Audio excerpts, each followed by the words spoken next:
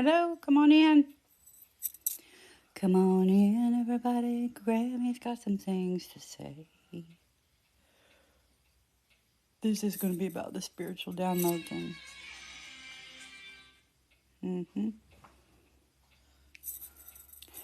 Hello. Hello. Just waiting on some folks to get in here. Because once I get started, I'm not going to stop. If you understand what I be saying. Hey, I'm fine. How are you? Well, mostly fine after my concussion. Better now.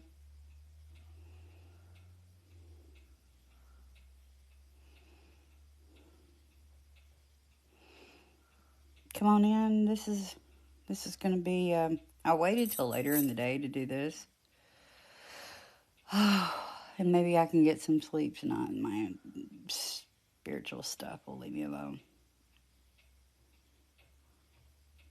Yeah, I hate that. Long day at work. Totally understand that. I had a long day dealing with grandkids. You know how it is. You know how it is. You know how it is.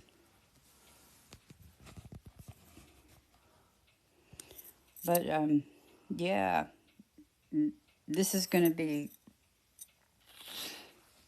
Once I get started, it's going to be pretty fast paced, and I'm going to preface all this by saying, hey, you know what? This is my opinion, or this is my interpretation, or this is a hard and fast truth about what's wrong with the world today.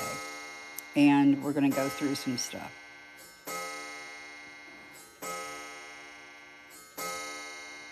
That's really cool. I work for myself too, spiritual, so I get it.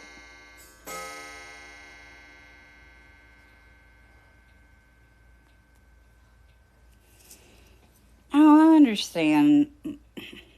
I understand, Mama. Totally get it. No need to apologize. We all go through stuff. You know?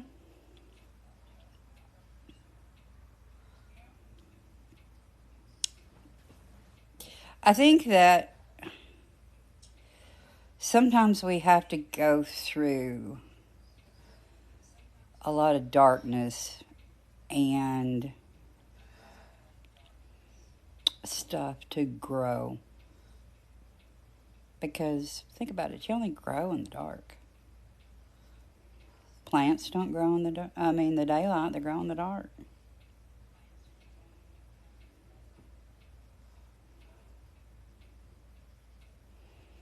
Yeah, I know. It's a tough place to be in, sweetie. I'm sorry.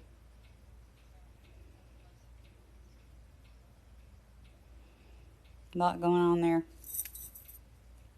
But I'm glad that you made it through to the other side of all that. The main thing is just keep moving forward. You know, you just don't let things stop you. You just keep moving forward, even if it's a baby step. Still go forward.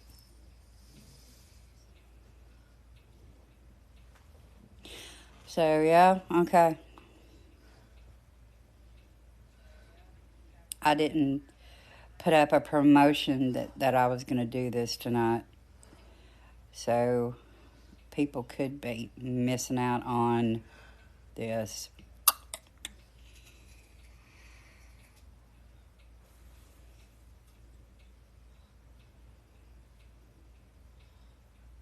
Yeah, I know, baby. I know. Oh, I'm good. I'm glad you're in here, Modern Magecraft. I didn't want you to miss out on this.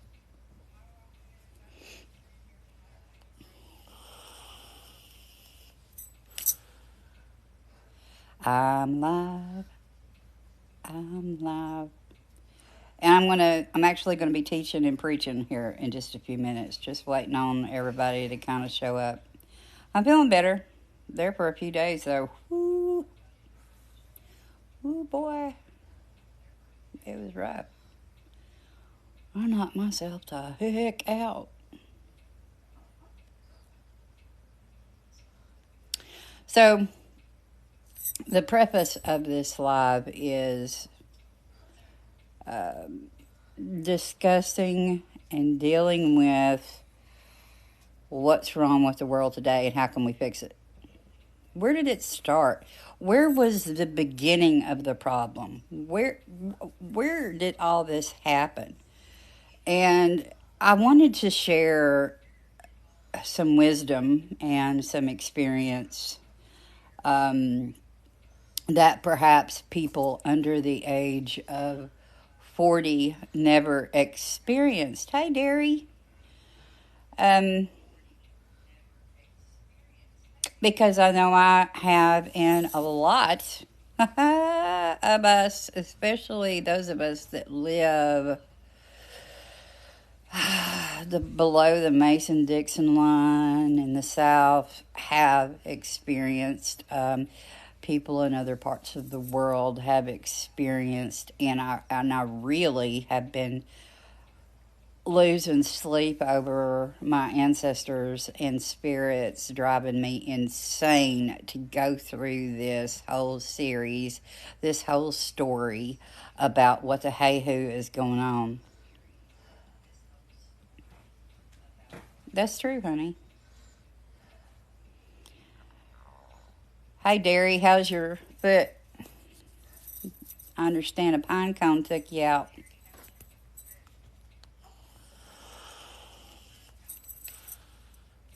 So, getting into this, believe it or not, I'm going to be taking you through a journey. Hey,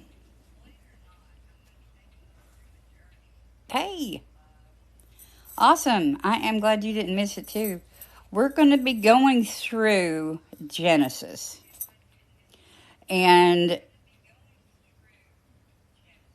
I got to tell you, it's going to be funny coming from me. One, I'm not a biblical scholar, but I am well versed in all things biblical. I grew up in an environment that I was exposed to what we're going to talk about. And I'm going to show you how you are still being affected today by what's going on and what has gone on and what has been going on for a couple of, several thousand years. And the three things that we're going to discuss tonight has caused more bloodshed, has caused more pain and suffering than anything else on the face of the planet that you can put a name to. And that still does affect us today to some degree. Because here's the thing, if you repeat something long enough, then it becomes a part of the collective consciousness. And unless you kind of break out of that mold, you're going to be affected by it. Whether you know you are or not, you're affected by it.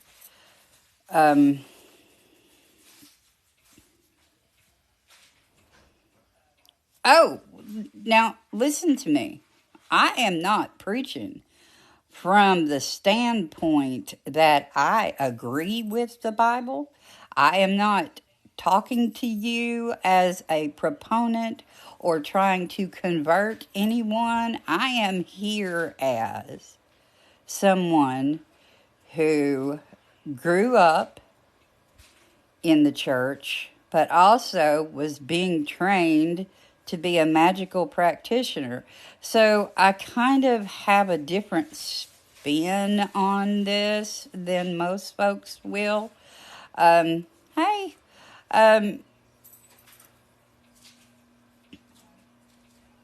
And I just really want this to get out there to people to understand what the hell has gone on. Why are we at where we are today? What the hell happened? Why are we at this point in time?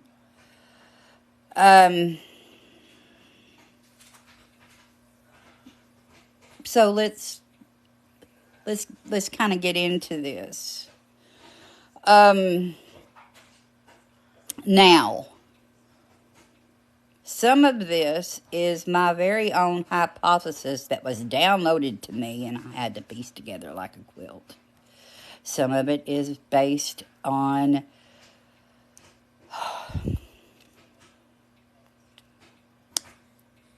what happened as a result of certain things that were misinterpreted in the Bible. So we're going to start off with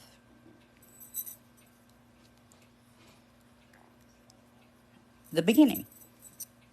Now, I will do some funny asides, some little diatribes to lighten the mood a little bit because it's going to be kind of intense in places. Especially when we get to one part. I shared with my husband this earlier to see if he had ever heard it, and he had not, and I'm at a loss to this one part. Okay.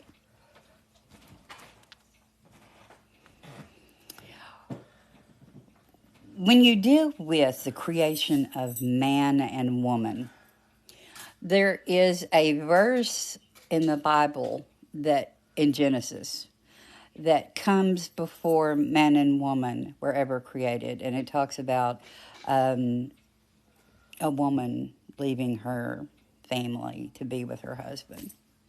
And, you know, I started reading that and pondering upon that, and I'm like, why is that stuck in the middle of the creation story when there's no mothers and there's no fathers yet? And it's a little bit, I guess, a foreshadowing of what was to come. Now, when Adam was made and Lilith was made, I strongly believe with my whole being that Lilith did not leave Adam because she would not be subjugated by him. I feel that Lilith left that situation because she did not want to be subjugated and put through the paces that Yahweh was putting them through, and subsequently put Eve and Adam through. Now, if you look at the creation story so far, Adam could not be created twice. So I feel like that when Lilith left, Adam, he was no longer a thing. I think that God undone him. So we go into the making of Adam and Eve. And you have to stop and think about Yahweh, who spoke things into existence from nothing, created Adam and Eve out of clay. Now, in Jewish mysticism, what is made from clay that is animated?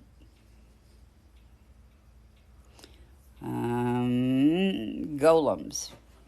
So I, I kind of had this feeling that maybe, perhaps, they were a type of golem.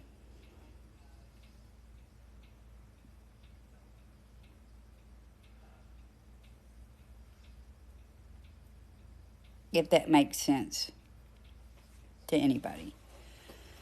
And Yahweh linked the two together by putting a piece of the one into the other, which was Eve. And here's where it gets wonky, really wonky. When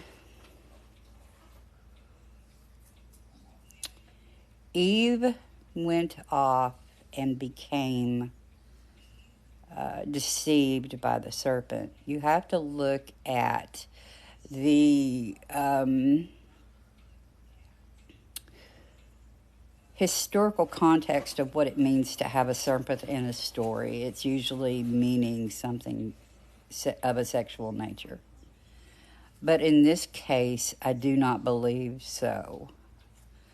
Now, Yahweh previously said that if you eat of this tree of good and evil, that you will be as gods, because you will have knowledge of good and evil. And stop and think about that for just a brief second. The criteria of becoming a god is the knowledge of good and evil. Let that sink in for just about 27 seconds. Good and evil. So, here's one of my little revelations, okay? When Eve ate of the tree of life, in that moment, she became, by all rights, a god.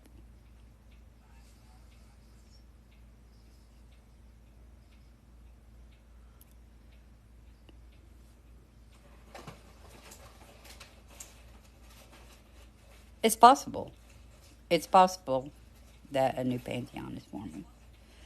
But Eve, in that moment, was a god, equal, because God already said, Yahweh already said, it was very clear that you will become as a god because you will have knowledge of good and evil.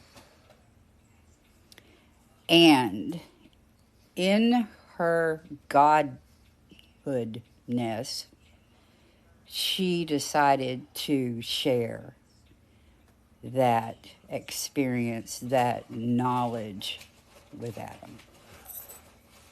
She didn't have to, but she did. So she shared with Adam the knowledge of good and evil.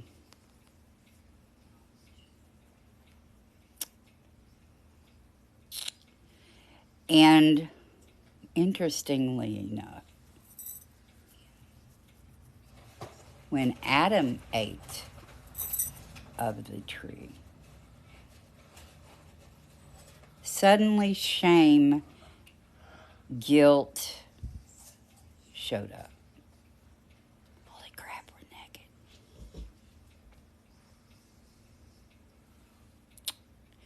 And that's when they hid themselves and, tried to hem-haw around, all that kind of stuff.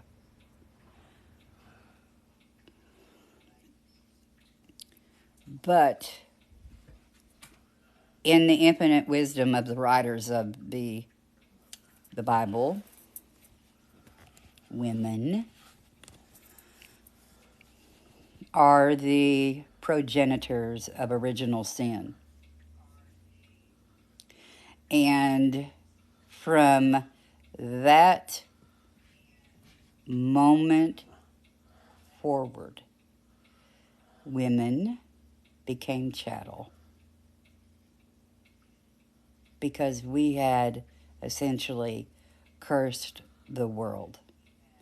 And women today are still suffering from a mythos that was written a very long time ago by men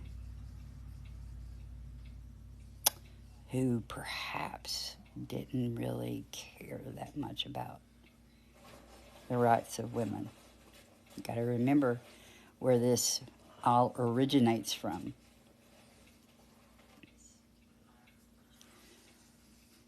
Now, I'm going to tell you a very funny story about Adam and Eve when they leave the Garden of Eden, which, by the way, sucked. Incidentally, they didn't eat anything or drink anything at all while they were in the Garden of Eden. They didn't do the hanky-panky in the Garden of Eden. They just kind of walked around and kind of went, ooh, ah, wow,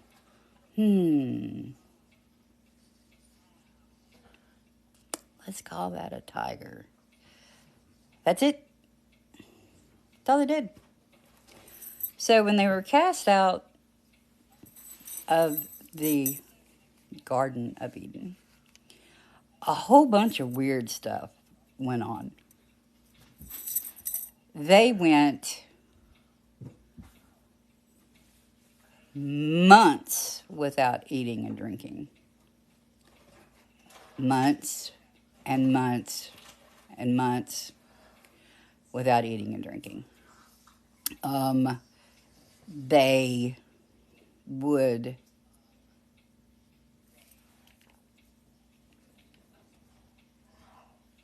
be on the devil's, Satan's side for a little while. Because at this point in the story, God, Yahweh, and Satan, the fallen one, are fighting over their attention. Hey! So,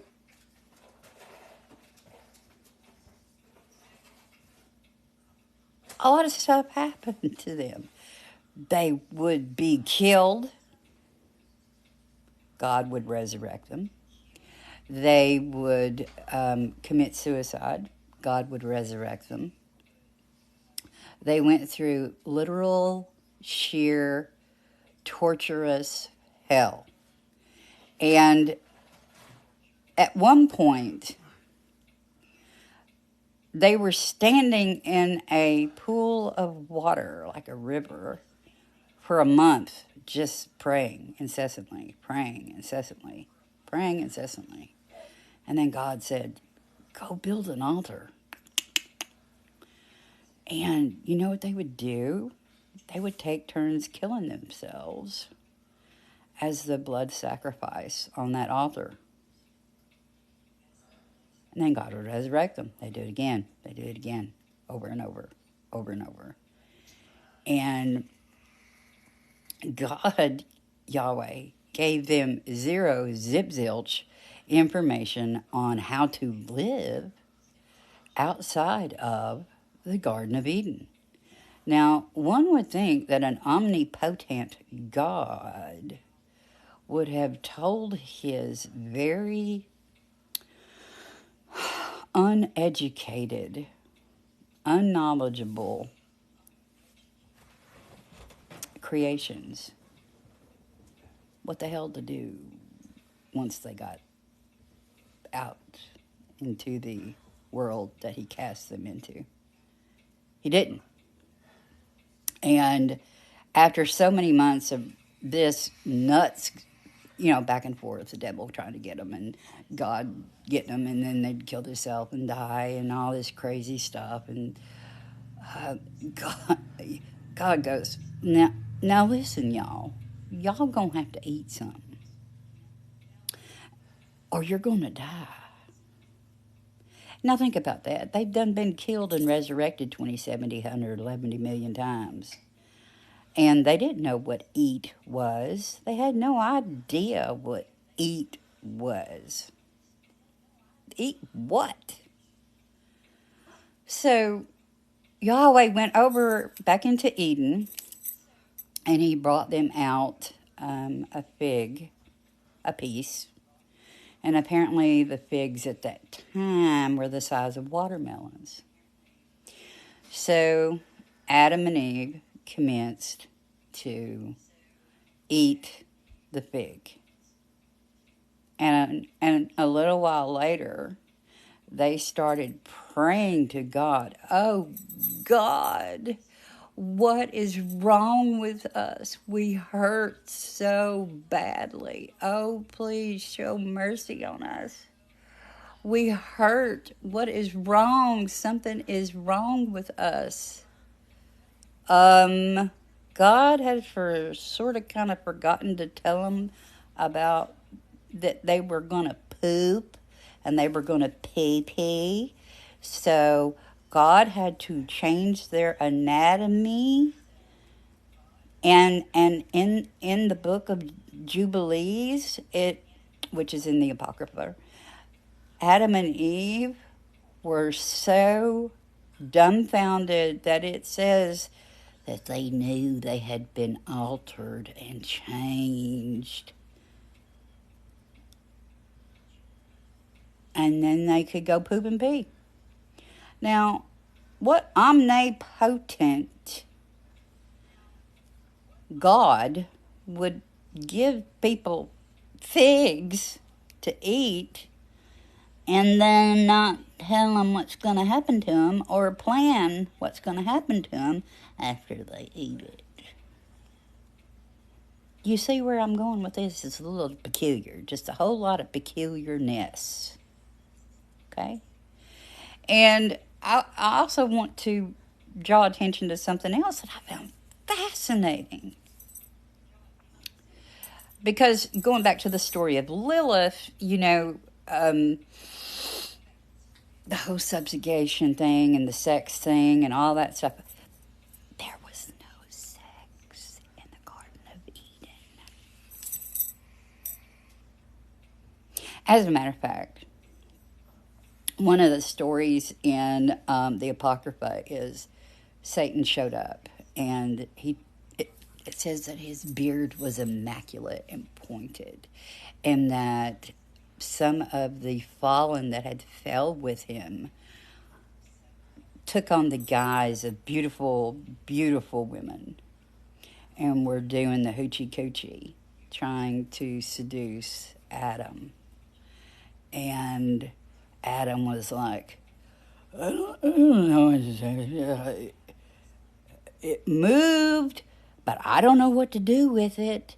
So I'm going to back away from it, and I'm going to go over here. Now,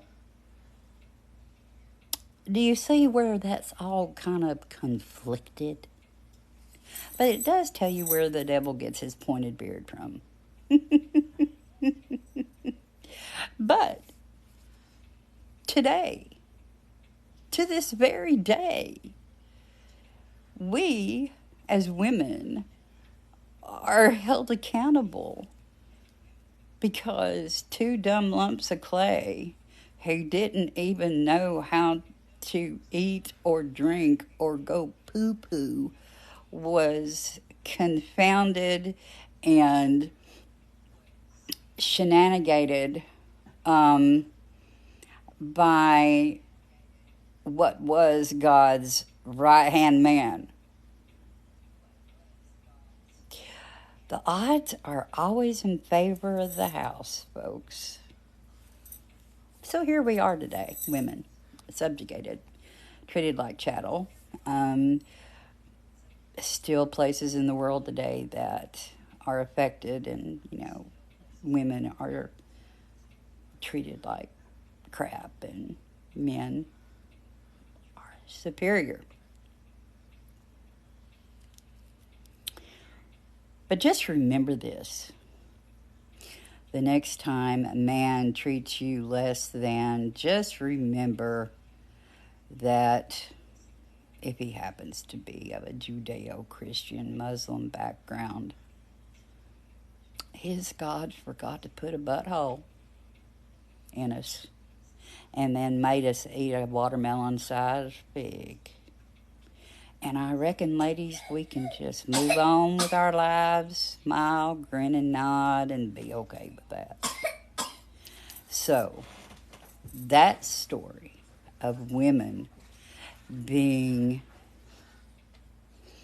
Jezebels or women being the one that birthed original sin really, really is not what people think it is. It was stacked against us from the beginning, and it was written out by a bunch of crazy celibate nut jobs who had issues with women anyway. Now, isn't that interesting? Not only did Adam and Eve not have belly buttons, they didn't have buttholes. And if they didn't have buttholes, they didn't have apparatuses to pee-pee from. So how can one have relations if the plumbing doesn't match up?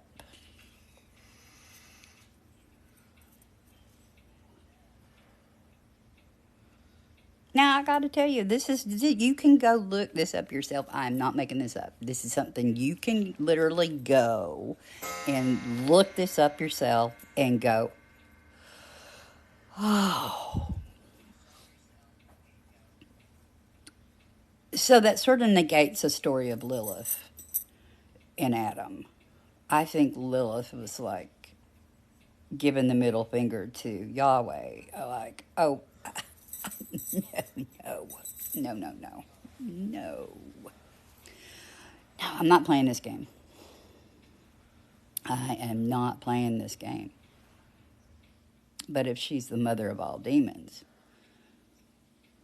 and if round 2 didn't have the ability to birth anything or go poo-poo pee-pee, it calls into question a lot of things about her as well. So of the 2, Lilith and Eve, we can prove, based on Scripture, that for a time, Eve was a god. Does that make sense?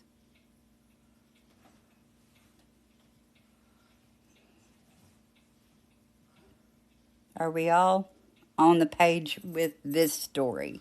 Because we have others. I have 2 other stories we've got to get to. Are we good? Are we good with this one? Any questions about this story? Because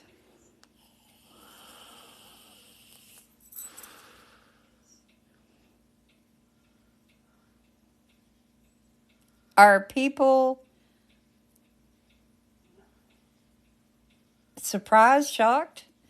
Do you feel illuminated in any way as to why women are where we are today and the real story of how we got here?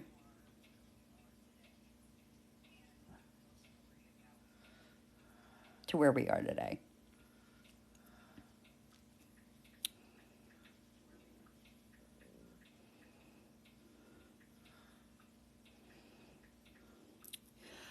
There would be, by name. And I will also tell you this. Think about the animals, because there was no death and there was no birth.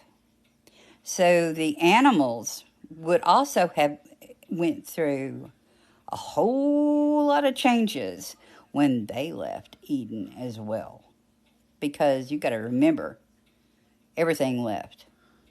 Not just Adam and Eve. The animals left. As a matter of fact, the first thing that died outside of Eden were the animals that Adam killed to make skins for them to wear as clothing. Makes me wonder if it was unicorns that he killed, and that's why they're not here with us anymore.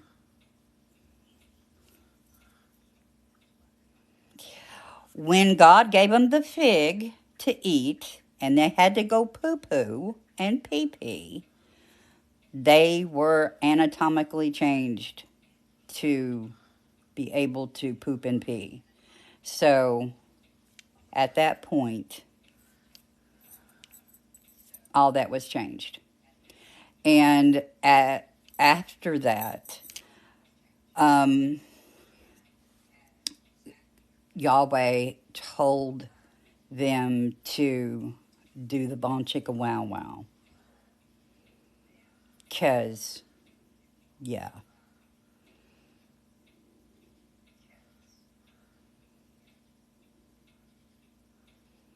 So I get the impression, and this is what went through my head, and I swear to goodness, it would be like a Ken and Barbie doll. Do you understand? Talk about having a thigh gap. But cruel, how cruel of a creator to feed somebody something and not prepare the host to let that out of their body or explain to them what's going to happen. Come on. Whoa.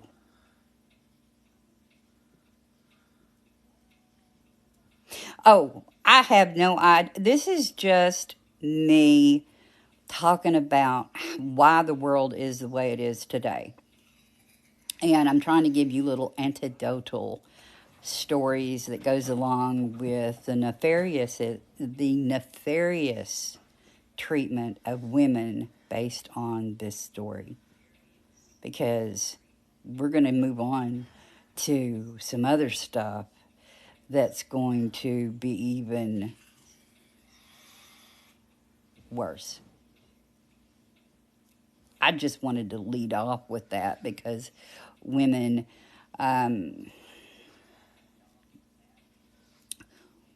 in the eyes of the church, will never be an equal.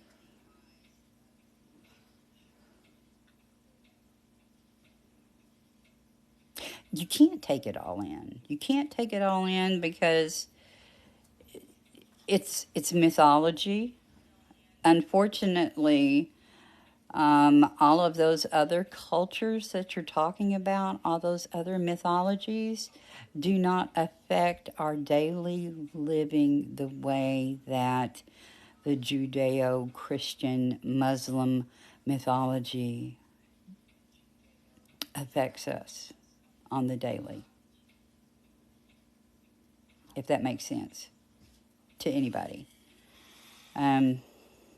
It would be really nice if we were affected by other mythologies, but no. That's why women are the way we are now. Moving on to Cain and Abel, which, you know, Cain and Abel were each born with a twin, and it was a female. And they were born several years apart, Cain and Abel. You know, growing up, you kind of had the impression that they were either born simultaneously or they were born very close in years. No. let's see. I want to think that Abel was 12-ish and Cain was somewhere in his later teens. Okay? Now, let's talk a few seconds about why that went sideways. Because that jealous storm god, Yahweh, sitting up there on his mountaintop, wanted a tribute paid to him. And as was the curse of Adam, as was the curse of Cain, you will toil the land. So Cain grew fruits and vegetables and grains and whatnot and whatever. Abel was the one that did the herding of the animals, the goats or whatever. So Abel brought forth the firstborn of his animals and sacrificed them to God, Yahweh. And God was like, yes, awesome sauce. Check for you. Now, Cain brought forth the bounty of his garden and gave it to God. And God went. So already, do you not see how God pitted these two together and created a situation that he and whoever was making bets with him were sitting back and watching this unfold? So Cain, in a fit of rage, because God had basically neenered him,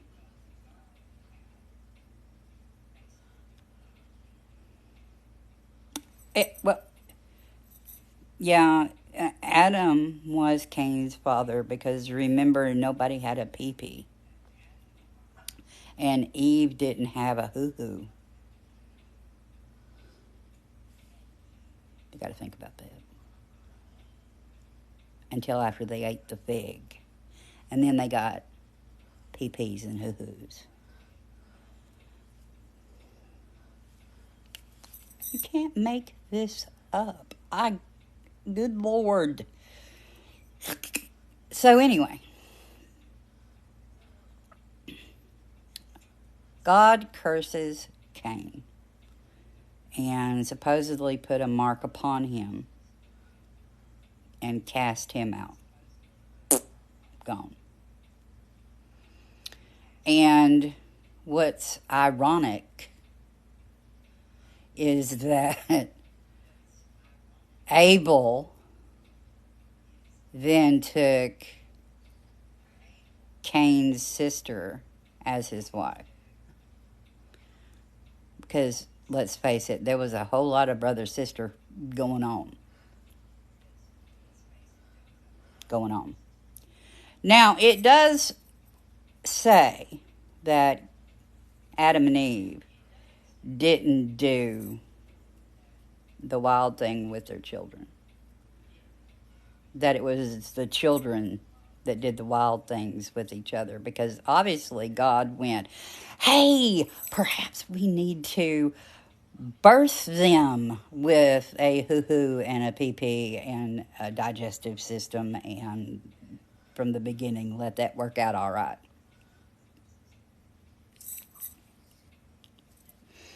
So Cain went off, and he went down into a valley, and there were people there. Who were these people? Nobody knows. Nobody really knows. Nah, but they were there. And this is where it gets really, and this is where it gets nuts for later on in the story. The devil, Satan, and his fallen angels went off yonder into Cain's village and taught them how to dye their clothes, how to make beautiful garments, how to make alcohol. Now remember that for later on in the story. And it is said that they bon chicka wow wowed with any orifice that they could find, and they were a murderous bunch, and just wild, crazy, cuckoo cuckoo. There's not really a name for those people. It was just, those people over there, those people over yonder, those foreign people over there. Makes you wonder.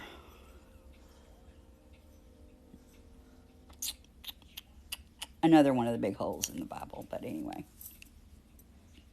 And meanwhile, Adam and Eve and their rest of their kids lived in a cave called the Cave of Treasures up on the mountain. So you have the elevation. This is where it's going to start to get weird. You have Adam and Eve and their kids living up on the mountain in the Cave of Treasures. And Cain living down there in the lowly valley with the strange people, the murderous, crazy lot that wore fancy clothes and learned how to do alcohol and all that kind of stuff. Now, Adam and Eve wanted to have another kid, and his name was Seth. So they had another son. And through the line of Seth comes a lot of the rest of the people in the story.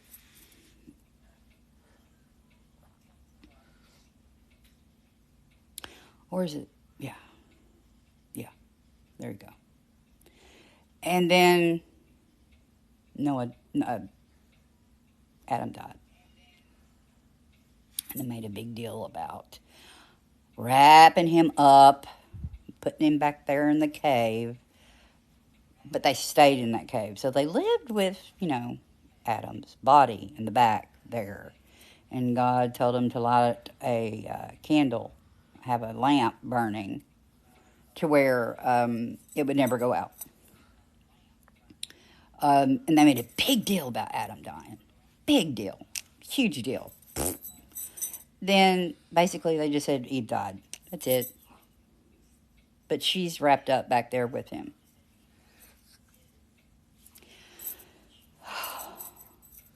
Now, going back to Cain,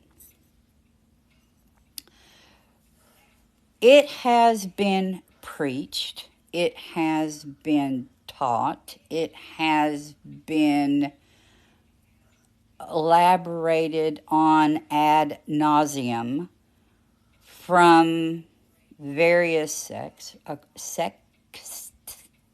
across the religious genres that Cain's mark was that he was blackened. Okay? And that the people on the mountain could never mix with the people on the valley because that would be bad. So, fast forward. We get up to Noah.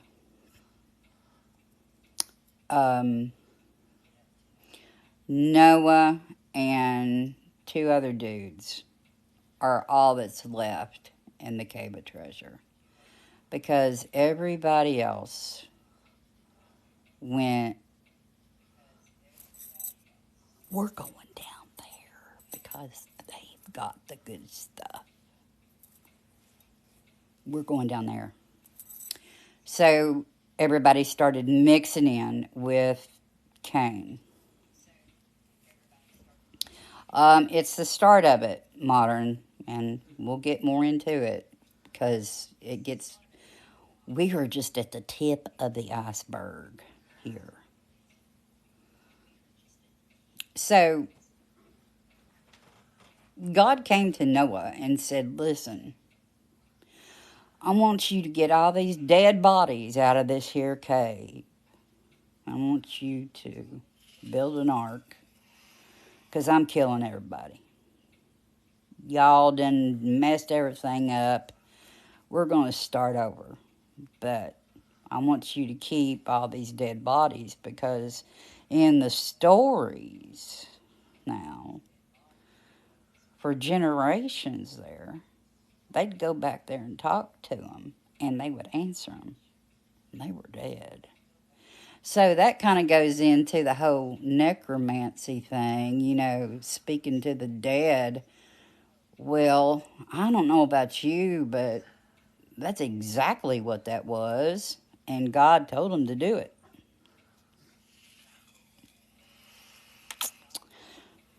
Just saying. So, flood happens. Noah and his 3 sons. There's speculation that there were 4, but we're going with 3. And their wives went on the ark.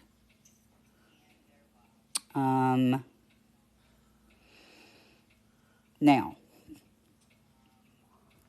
when the ark landed and they started repopulating the world and everything, Noah built a vineyard and he started making wine.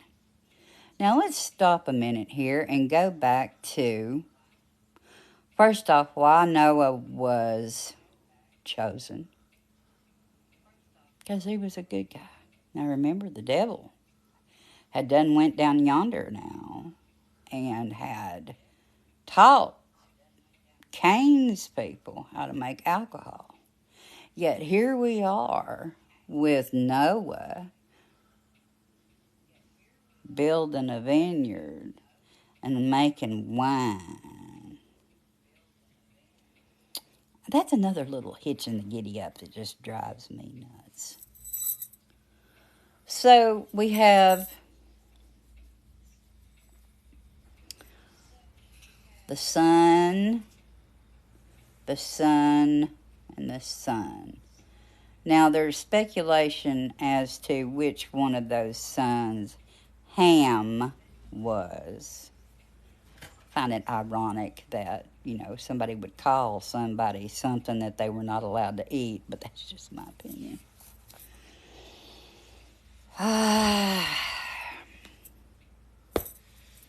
So, Noah got drunk off his ass. And naked. Drunk and naked. Drunk and naked. Now, Ham walked in there to his dad's tent, and there's a lot of speculation as to what occurred during that time.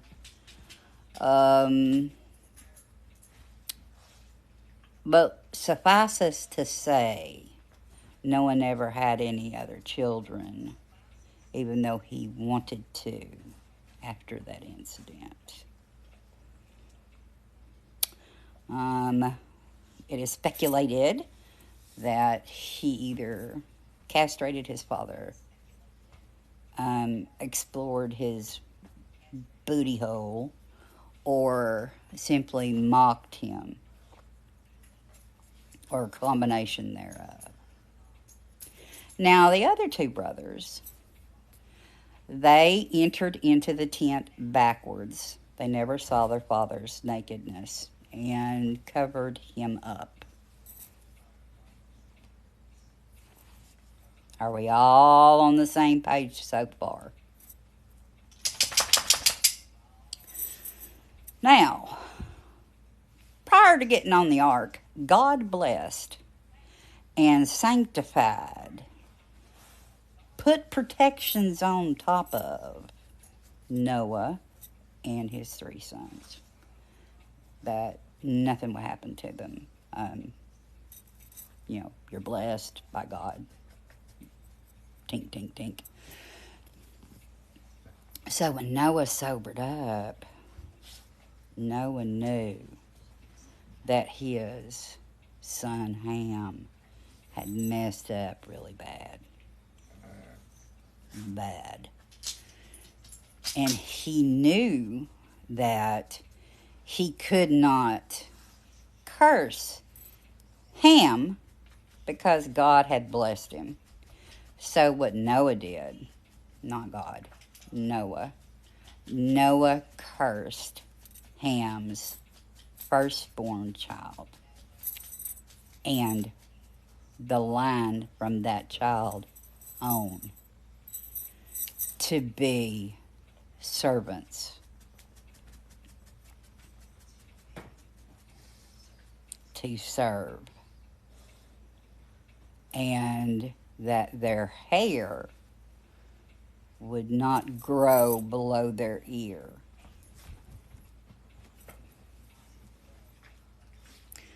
Nowhere does it say that their skin color changed. But that story right there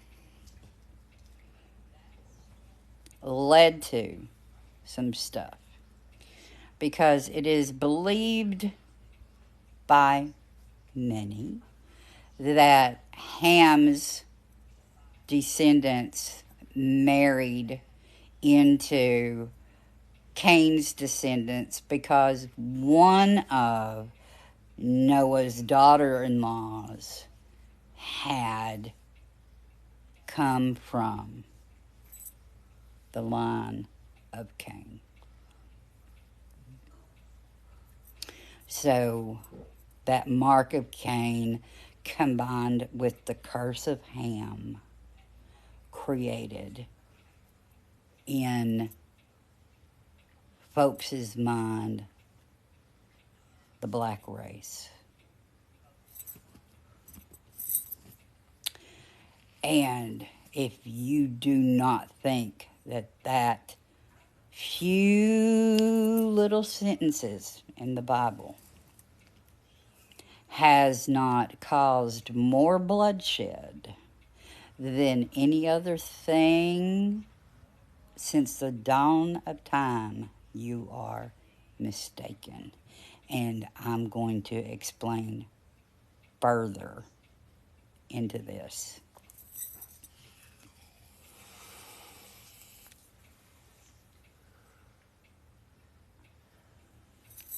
From that moment on, in the Jewish faith, it became okay to have slaves.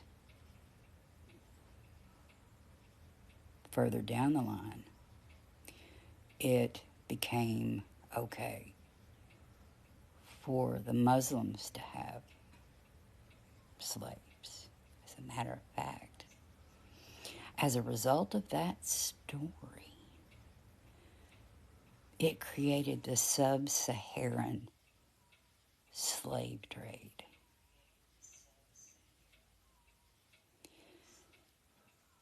As a result of that story, when it got into the hands of the Christians, it created the transatlantic slave trade.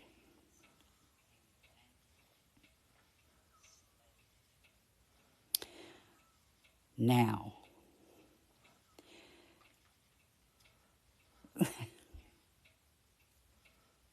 you may think, well, that was so long ago, Grammy. How is that affecting the world today? Well, it gave people permission, and it made it their godly duty to subjugate those people.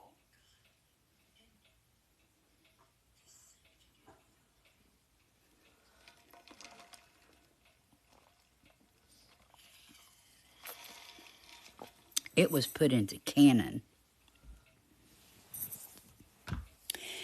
As a matter of fact,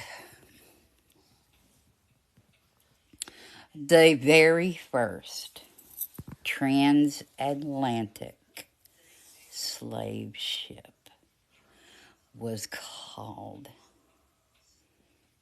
the Good Jesus. The captain stopped and held prayer all along the way.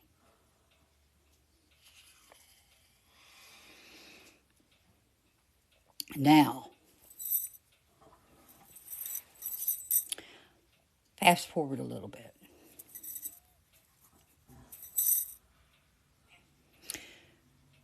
I'm going to take a little segue here on over into Europe for just a minute.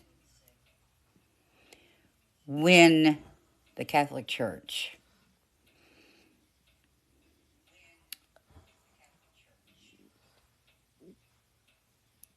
was in power in the 1500s,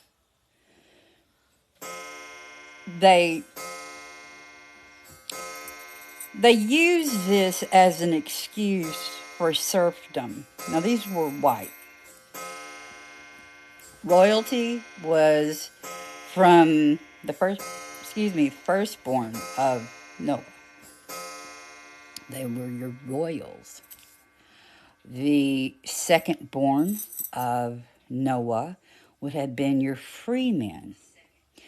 The thirdborn son of Noah, Ham, would have been your serfs. And the serfs were told that if you toil and, this is God's will, that you will have a greater reward in heaven than the royals and the freemen, which kept them happy. So now, back over to America.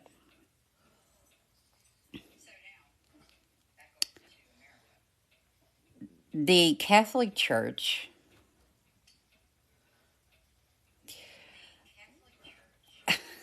in 2016,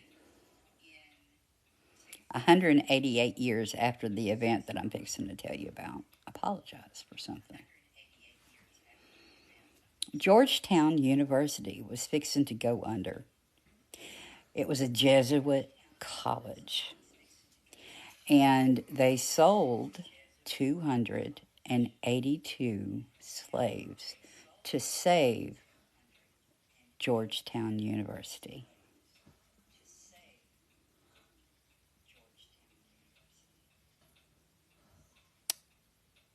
They apologized in 2016 for what they had done. One event.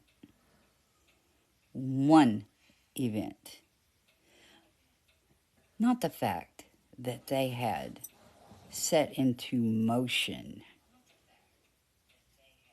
the slave trade,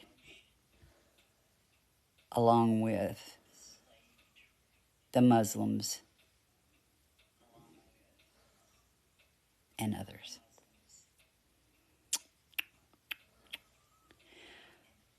The Catholic Church did offer some sort of generic apology to the world in the late 1700s, but they changed nothing. Oh, thank you. Now, um, in colonial times up until, I have to even say today, I have to go from colonial times to today because I'll give examples of this. Um, the church, the Protestant church, especially the Baptist, used the curse of Ham as justification for slavery. And I have to tell you this. I have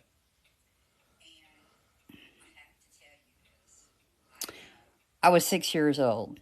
I was sitting in a church because back in those days, if you get bored, we didn't have a cable.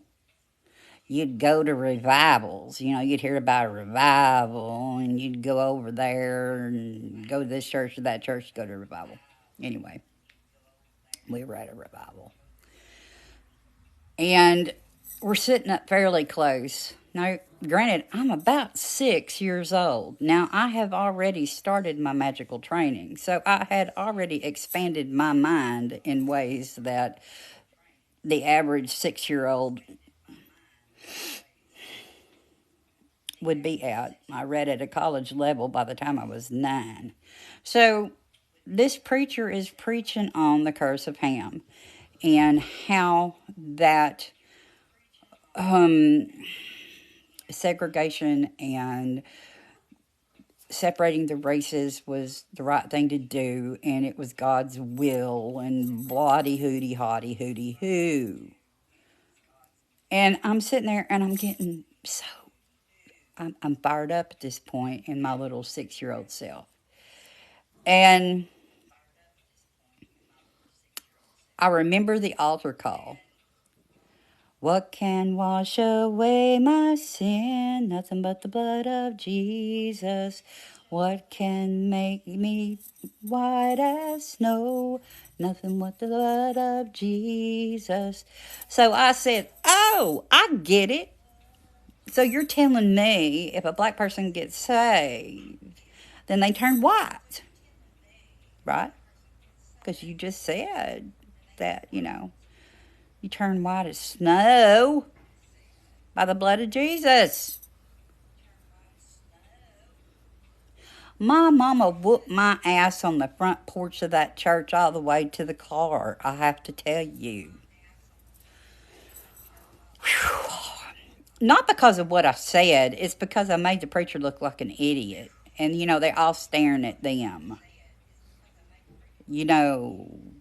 Like, what are you going to do about that?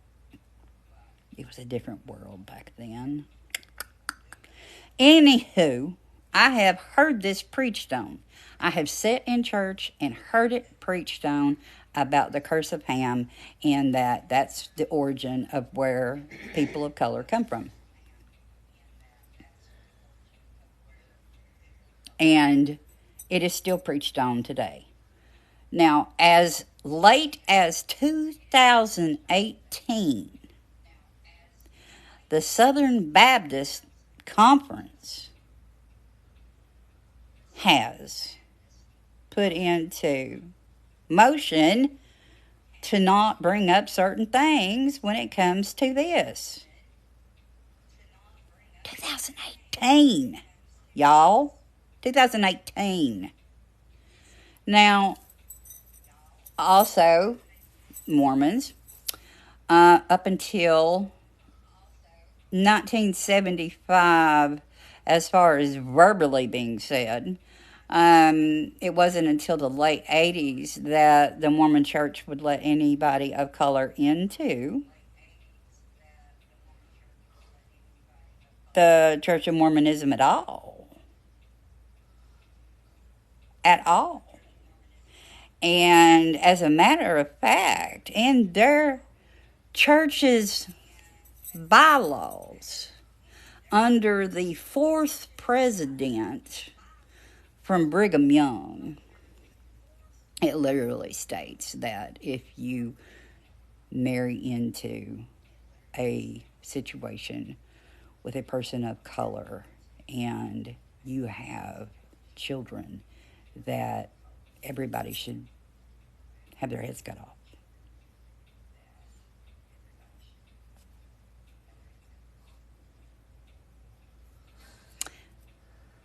$1975.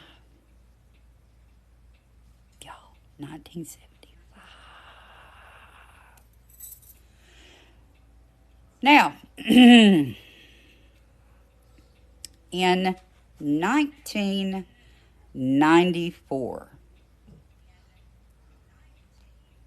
in Rwanda, 800,000 people were killed over a 100-day period because of the preaching and indoctrination of the curse of Ham. 800,000 people killed because of the curse of Ham doctrine in Rwanda. Look it up. Look it up. When Belgian and German missionaries went into Rwanda, they encountered the Tutsi tribe and the Hutu tribe. They thought that these were two different races of people. So they raised the Tutsi tribe, who was the minority, to be superior to the Hutu tribe, which was the majority.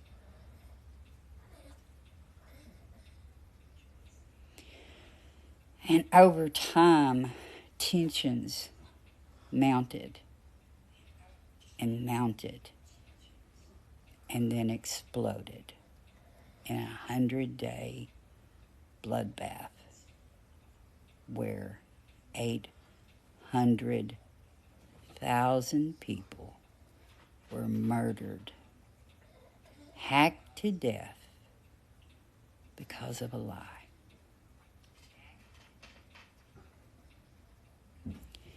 Today, in the world we live in, the reason why we have racism, the reason why we have misogyny, the reason why we have the tensions that we have between peoples is because of the very first book of the Bible that has been used time and time again to justify horrific brutalization and subjugation of people. And it still goes on today. So when people look for a reason or why, that's why. That's exactly why. The church, as a uniform body, has killed and enslaved more people than any other thing on the face of the planet. And it continues on today. When you see evangelicals in power, they put their heel on the throats of anyone with a different ethnicity than their own.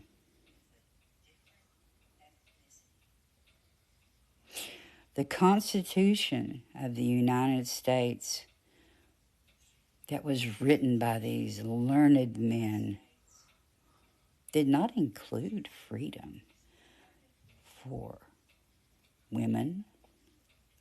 It did not include freedom for anyone other than white males. Period. And it all stems back to a story that was written and rewritten that's not even real.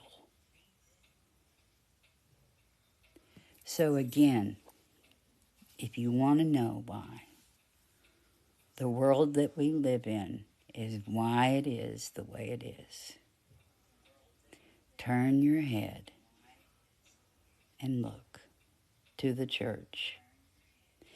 And they cannot deny that they are the source, the true source of evil that has been unleashed on this planet.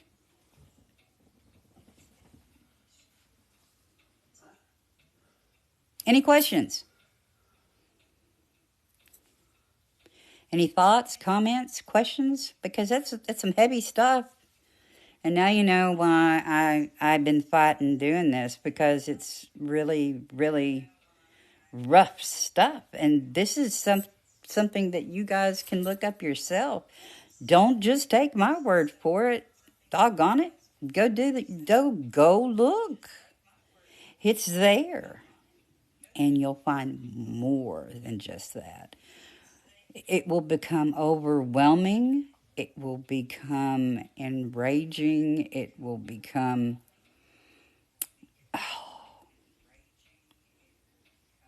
heart-wrenching. Heart-wrenching.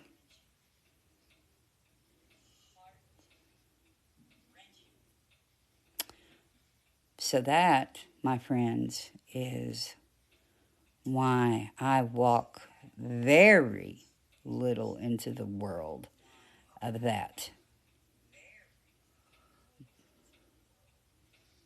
Because how can I support that?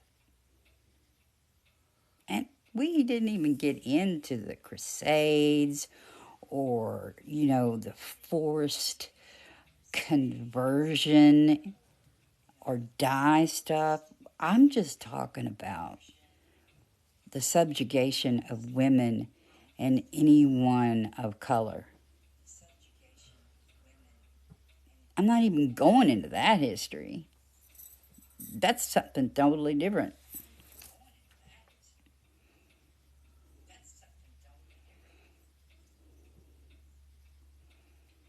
Anybody have anything to say? I know it's a lot to take in. I know it's a lot to digest. Phew, and I apologize. But I had to clear this out of my database because my spirits, my ancestors, would not leave me alone until I put this out into the universe. And now I think you all understand why. And I think I've made everybody speechless. I've either put you to sleep or everybody had to go pee-pee. I swear to you, I will never get over this. Oh, please do. And when you do your research, please come back to me and share with me your stories, because There's so much. I mean, there's so much here to process. There's so many different aspects of this thing. Oh, well, thank you.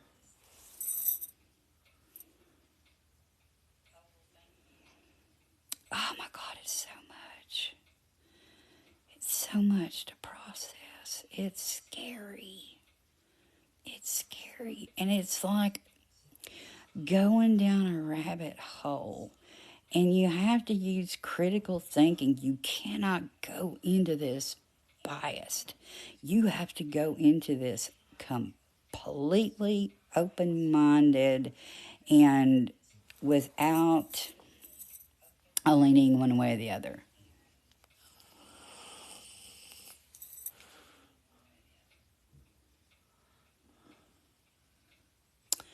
Slavery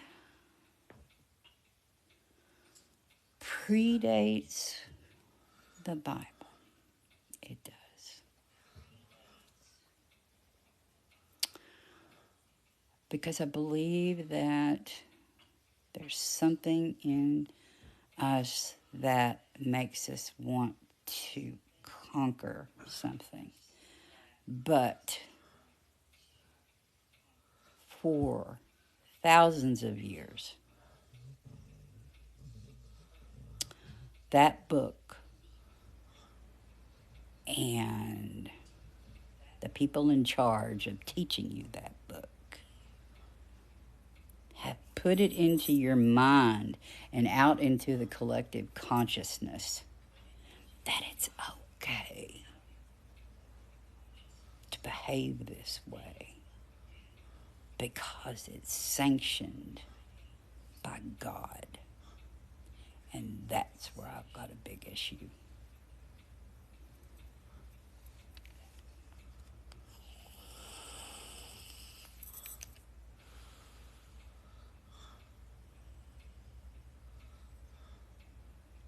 And just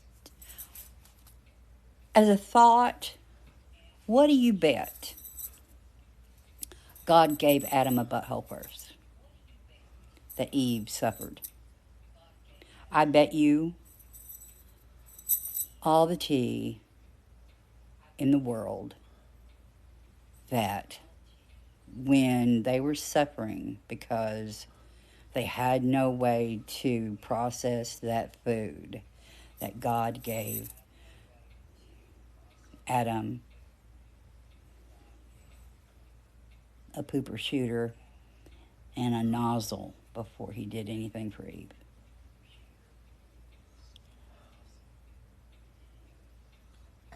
Because Eve became as a god and then shared. But again, I believe they were golems. I believe they were golems, that it was an experiment gone really wrong. Because the whole dang time that Adam and Eve were running around, the devil and God were messing with them to the point of insanity. Insanity. And what creator would look at their creation that jumped off of a mountain to kill themselves because they couldn't take the pressure of this back and forth between God and Satan? And then Eve goes, well, if he's going, I'm going too. And she jumped off. And then God went, oh, I'm going to bring you back to life. We'll do it again. And we'll do it again. And we'll do it again. And we'll do it again. Again and again and again.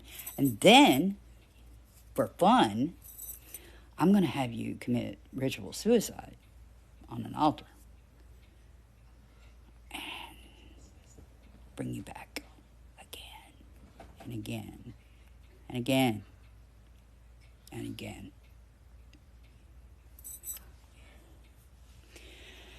Oh, I told my husband, I said, I really, really wished that the Council of Nicaea had kept those parts in, but the Catholic Bible does have those books included in there. And I got to be honest with you. I had a long conversation with a Catholic priest about all this. And this is the response I got. How do you know that, Angela? How do you know these things? These are mysteries that are taught in priesthood. How do you know these things? And I'm like, because I got the brain. I'm a druid. And I snip these things out. And I don't just follow along with the other sheep. And I really hope that my words this evening has sparked some sort of fire in somebody, even if it's just one. Okay, that's a very interesting question. What happened to these scrolls, and are they printed somewhere? All the original documents, scrolls that the Bible is made from no longer exist. All we have are the Dead Sea Scrolls. And a few little fragments that have been found in Slavic churches. There were a few little fragments of some of the stories about Ham.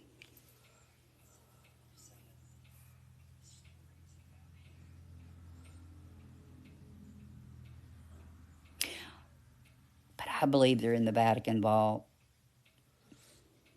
and that's where they'll stay. I don't think people outside of the Catholic Church have access to anything like that. But I want you all to go, educate yourself, read, gain knowledge. Knowledge is power. And you look at the racial discord in America today. And,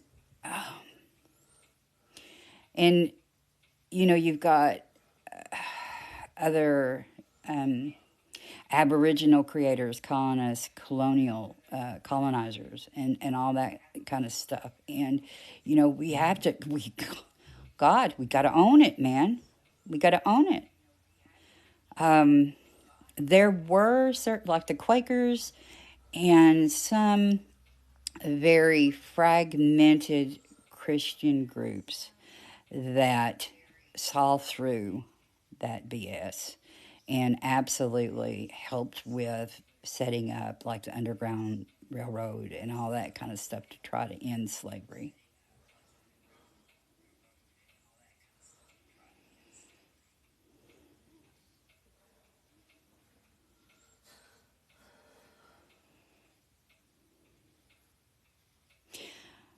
Well, here's the thing. You have to have a working knowledge of the world around you and the religions around you to also understand witchcraft, because you have to have some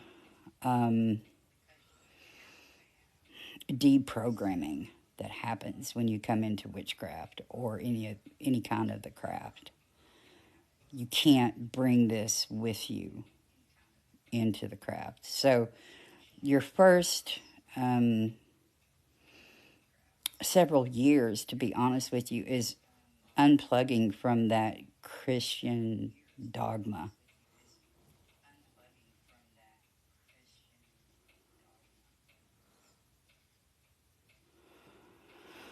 I don't know, John. I don't know. Growing up in the South, I truly just feel I feel it all around me. But here's another thing that pisses me off. Just like God cast out Adam and Eve with no knowledge of anything, I mean, nothing to take care of themselves with. When the Emancipation Proclamation happened and the slaves were freed, where were the people to educate those people on how to live? Where were these people to come and escort if they wanted to go up north? These people and help them make it and understand what it was like to be free. That's part of the reason why Adam and Eve stayed in a cave, because they didn't know anything else. That's why certain people, when they were freed, stayed where they were, because they had no knowledge of what was outside of this, how to function. And if you go back and you listen to accounts and stories that were recorded from people that were slaves and were set free, the horror of being turned loose with nowhere to go. What do you do? How do you take care of yourself?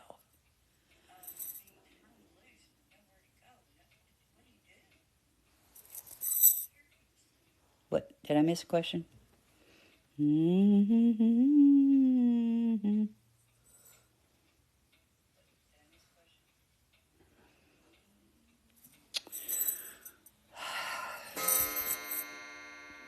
All I'm asking, how do you deprogram?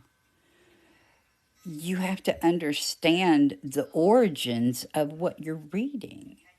You cannot take for granted that that book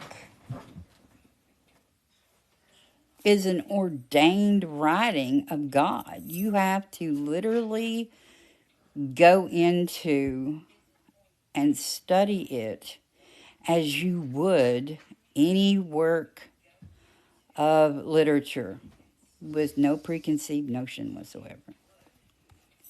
I will start you off on the process right here, right now. Go into the first part of Genesis, before Adam and Eve were even created. Like I said, there's this wild verse that just sticks out, that a woman will leave her mother and cleave unto her man, her husband. And I'm like, why is that verse in the middle of this? There were no people. Why is that there? Why is that there? Why is that verse there? What the hell? Start there. Start there. But this is why the world is the way it is. This is why the world is broken. This is why the world will remain broken until people that are in power in each of these sects and denominations come forward in a way that is far more spectacular than how they created the problem to begin with. It's kind of like when the newspaper does a detraction and it's like buried somewhere on page 72 at the bottom in the little bitty print.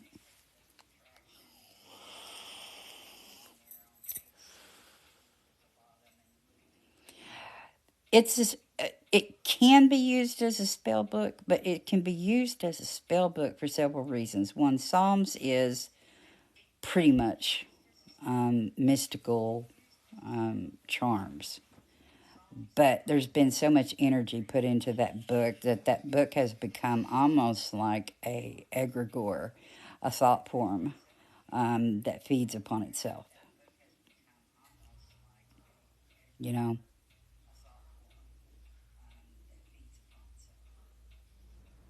But deprogramming is day to day, day to day, day to day, moment to moment. But you got to think outside the box. You got to think about how this happened. Why would God allow this to happen? If God is omnipotent and omnipresent, then why? Why? Why did this happen? Because he set them up to fail. And another thing that I find fascinating, that the story of Adam and Eve mirrors that of the life of Christ, Jesus, even down to the crucifixion. Because at one point, Adam gets stabbed in the side, just like Jesus, and water came out instead of blood.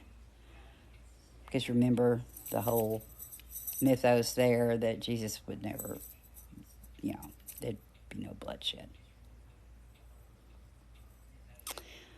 We were an experiment gone wrong. Golems gone wild. I truly have to believe that. Because if you think about the creator of the universe that spoke into being everything from nothing, ex nihilo is Latin, which means something from nothing. You created something from nothing. Why did he have to form us out of clay? He didn't do the animals that way. Why us? Why? And, in the very first verses of Genesis, it alludes to the fact that there was an earth before, or there was something before. And that's when I believe the story of Lilith and the first Adam came into play.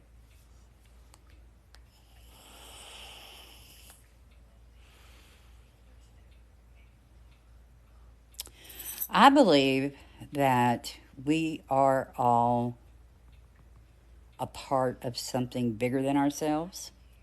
I believe that we are all something special. I believe that there is no such thing as nothing. But do I believe that this is it? A no.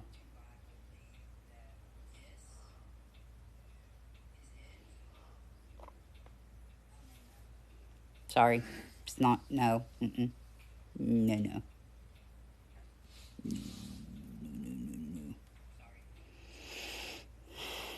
Any God that's going to feed you a watermelon-sized fig and give you water to drink without having a way to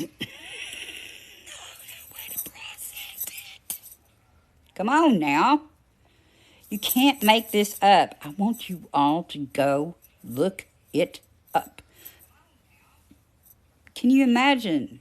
I mean, it even talks about Adam and Eve crying out, "Oh God, what is wrong with us?" And then in the next couple of phrases, it goes, "Ooh, we were changed, and we knew we were changed forever." What the? You. Come on. Come on now. Come on. Come on. Come on. And we haven't even gotten into all the other crazy stuff that's in the Bible. I'm just talking about why the world's crazy the way it is. How do I explain dinosaurs? I believe in evolution. I'm not one of those creationists. I am not a creationist. I believe in evolution. Ooh, I changed them. What did I touched a button. Don't y'all believe in evolution?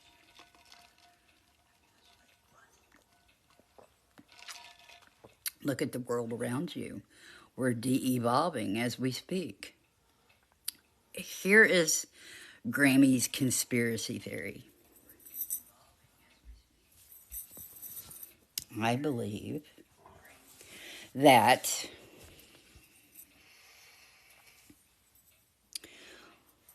we start off at a certain level of intelligence, and then every generation dumbs down to the point where they no longer remember how to do what the previous generation did, and so on and so forth.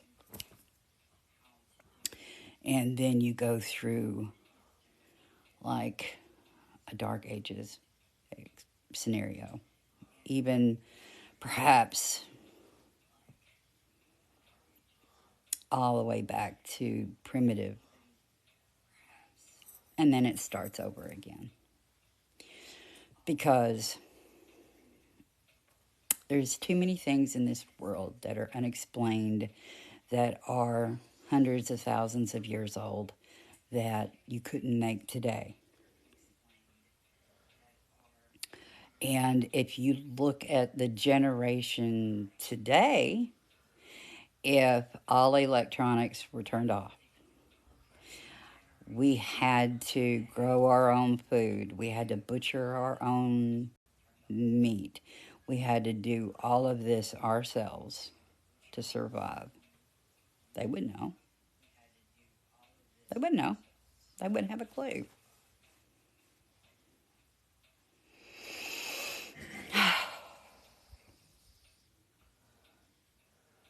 Yeah. But then we're older, Brandy.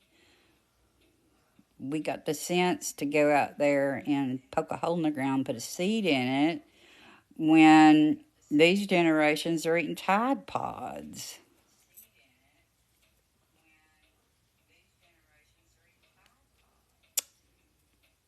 Come on. Can I get a witness?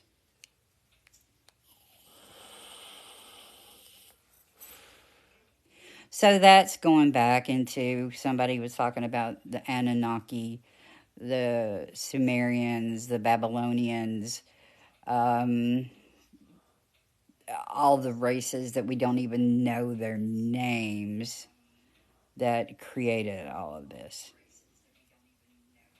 Yeah, so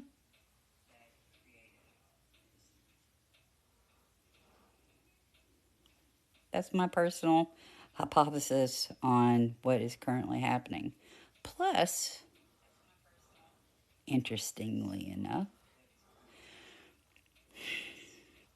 the male genome is slowly fading away.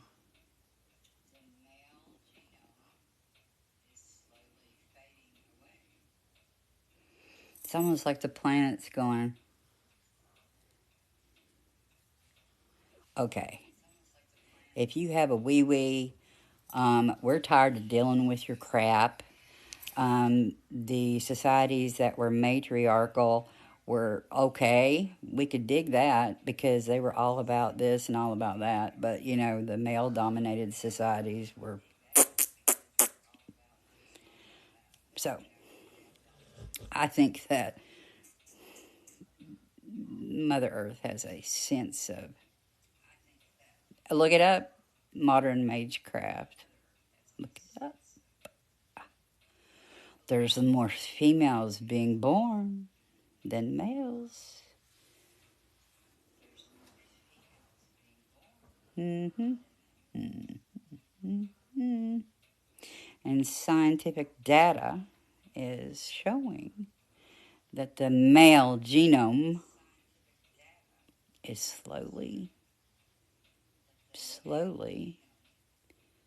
fading away. hmm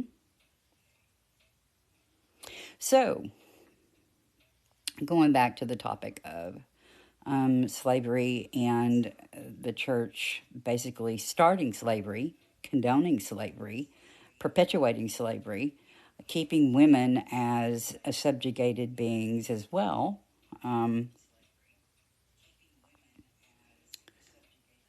The only true freedom this world will truly have is the dismantling of and eradication of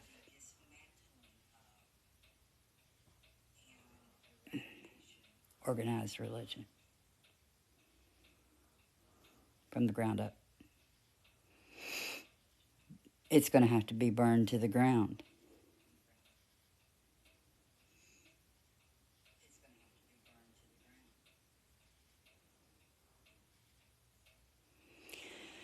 Think about it. Think about all the women who got pregnant out of wedlock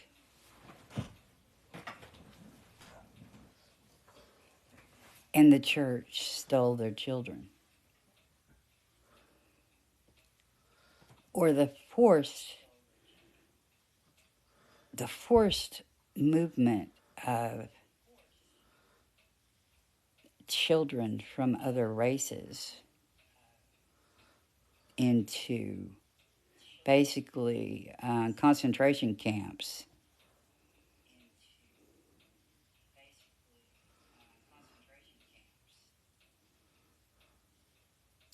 to erase them from existence.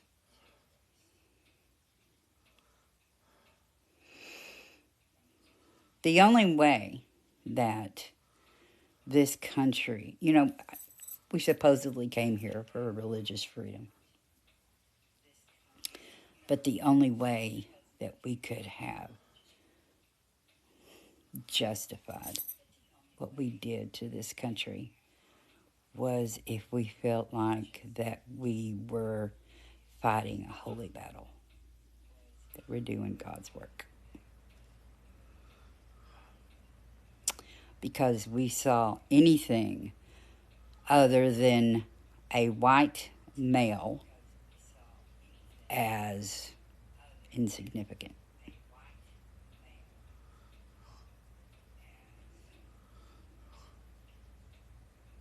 That's hard. That's really, really hard. But it's truth, and it's historical.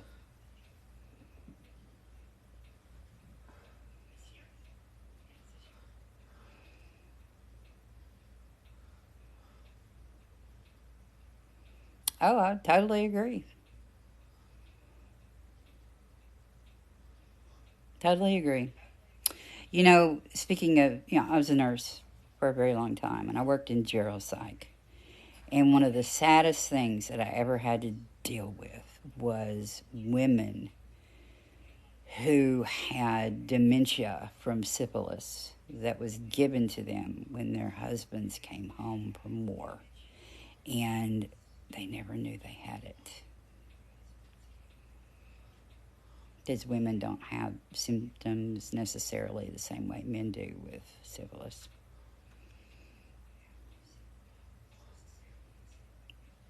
Absolutely. Everything that has to do with Native Americans today is still this bullshit from the church. Period. End of story. And that counts for any country that of Aboriginal people, the Philippines, Hawaii, Australia, all these places that have been taken over and colonized, and pretty much all of Africa.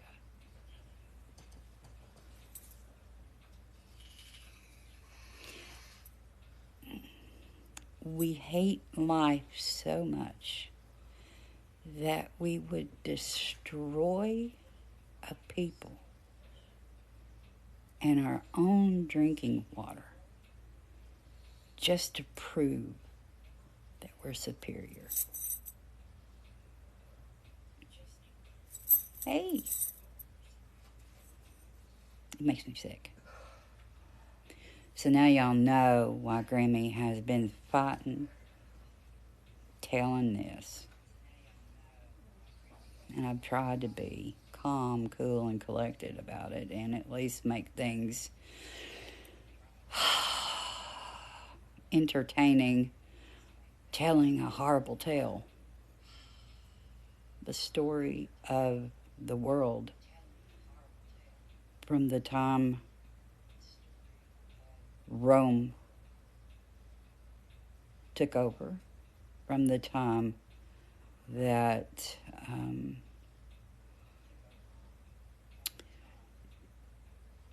Judaism took over, from the time that Muslims took over.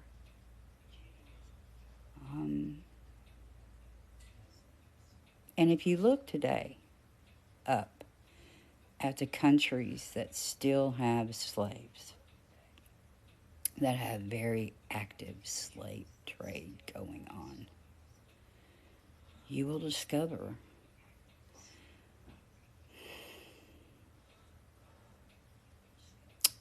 that the majority of them are Muslim countries.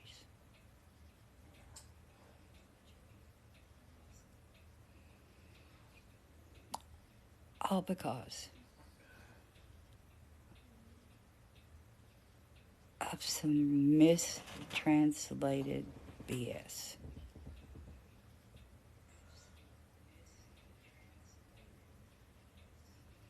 That was spun to fit an agenda.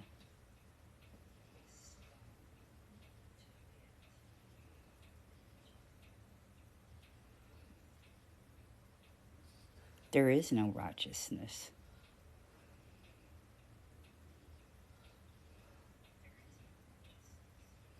There is no righteousness. We're domesticated apex predators.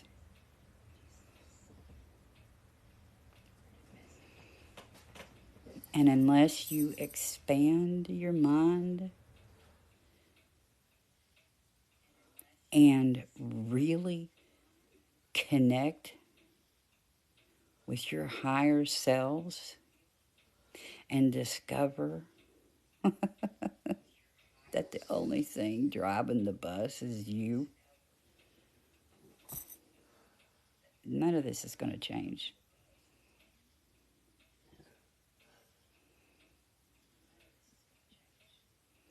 Why, Jesus? Oh my God.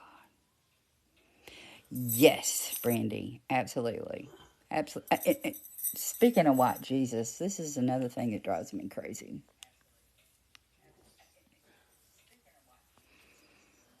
Mary would have been a very dark skinned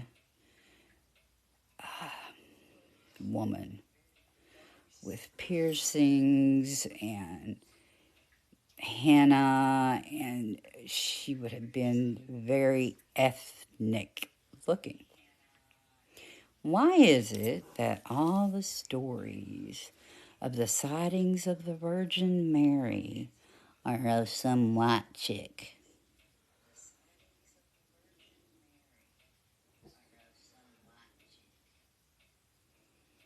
Does that make sense? Any of y'all? Anybody? Anybody?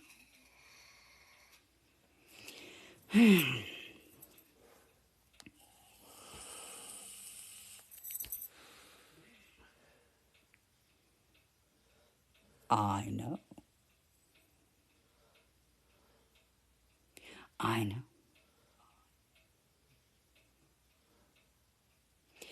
Drunk on Decay, you have missed one hell of a live, my love. Oh my gosh, I wish you could have been here sooner. We have been all over why the world is the way it is today. And to catch you up real quick, um,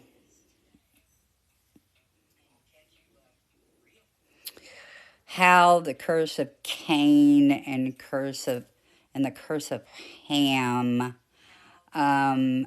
set into motion the sub-Saharan slave trade and the transatlantic slave trade. And we also went into one of my more favorite parts of um, I'm going to tell you this story real quick, Drunk on Decay, because I'm not going to stop telling this story for the rest of my life. I will tell this story until I can no longer breathe. When Adam and Eve was cast out of the Garden of Eden,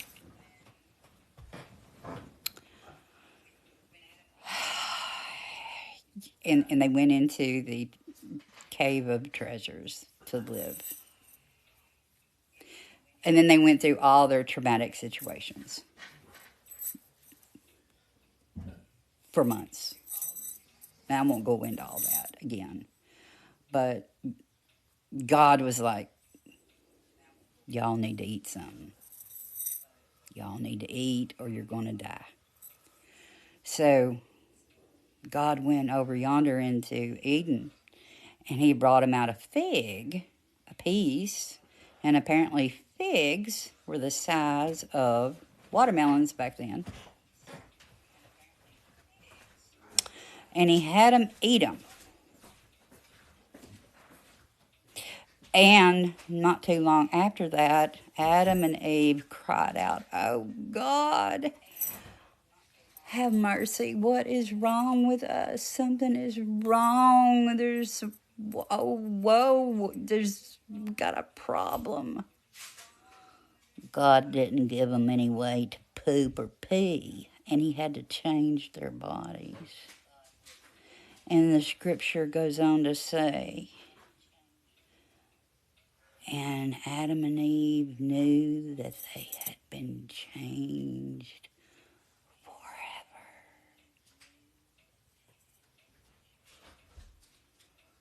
Listen, you can't make it up. You can't make that up. You cannot make that up. So, yes. And I also speculated, based on this long diatribe that I did earlier, that Adam and Eve were essentially golems that God made eventually aware enough when he kicked them out of the Garden of Eden. And then left them to, their own devices. I love to teach. My students they're chomping at the bit for me to be back in the saddle teaching as soon as we can get all these COVID crappy things under control.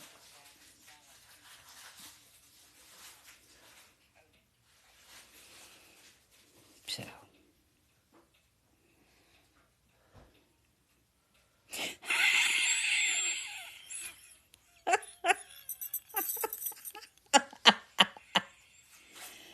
Oh, I totally agree. And Drunk on Decay, listen, honey, this is what I also said. And since you come from a heritage that knows far more than me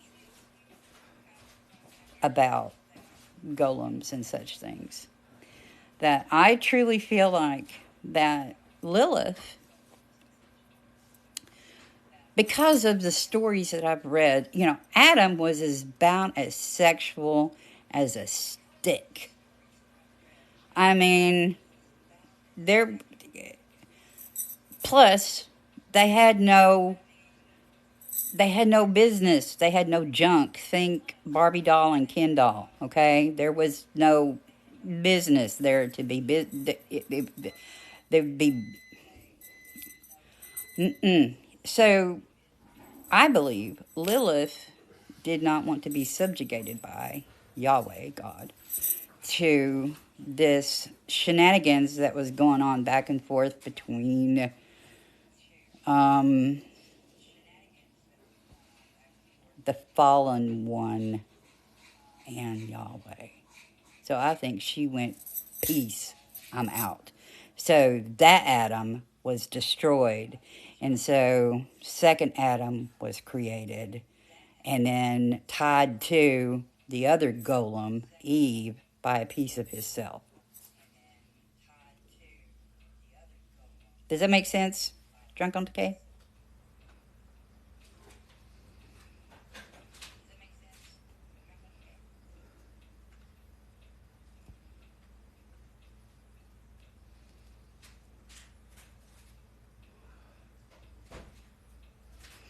Well, here's the thing. If Eve and Adam, the second time around, didn't have any action below the waist, how do we know that Lilith did? You know, the mother of all demons. Whatever.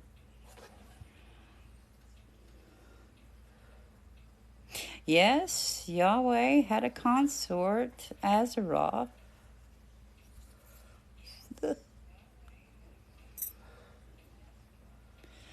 So, yeah, there's just so much here. I mean, you could truly just make a series out of the shenanigans that went on between Adam and Eve.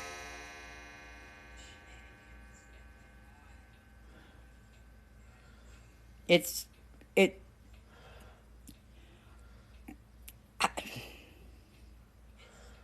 I I'm going through my mind this. Come on, Barbie, let's go party. This is what keeps going through my head. How are you going to party? There's no partying.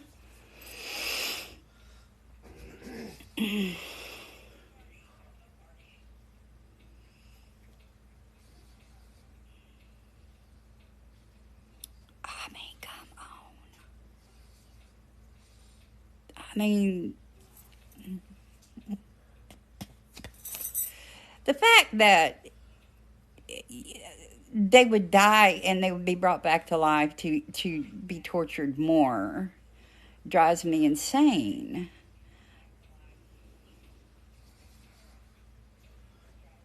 Oh, trust me, people have tried to get me to write a book for years. And I don't know. I just don't know. I'm more of a speaker teacher than a writer, even though I do write articles and do get published from time to time. Oh, I totally agree. Drunk on Decay. It's fascinating. It's fascinating to me. And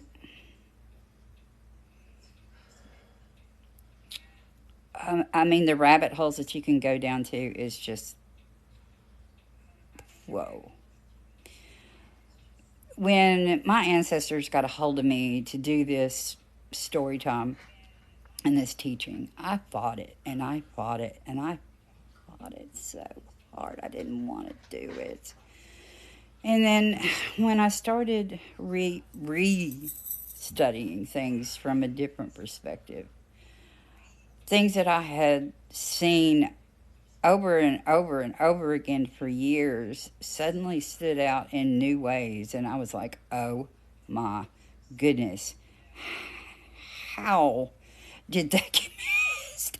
Why is it that I'm the only one that is seeing it this way?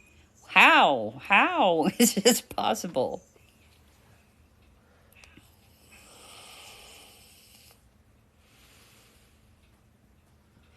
Yeah, I'm published. I've been published in the Green Egg. I've been published in the Druid magazine. I have been all over the country teaching. Yeah, I get around. It's a horrific bedtime story. But again, um, what type of omnipotent, omnipresent God turns two people loose into a world and doesn't even equip them to go poop or tell them that they need to eat? I mean, they went months and months. They stood in a river up to their neck in water for 45 days, praying to God, please help us. And God's answer to that was, here's a fig. Go eat it. Can you imagine eating a watermelon sized fig with no boo boo hole? And can you imagine the horror that Adam and Eve would have went through of having to go poop?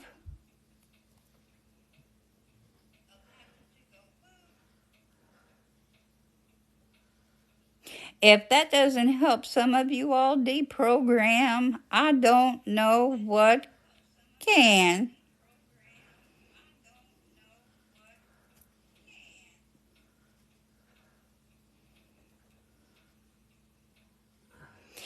Awesome. Thank you, Raven, because you know I'm on the Mormon hit list. They're not allowed to come anywhere near me. That's a long story. I know it. Why did it? I mean, come on.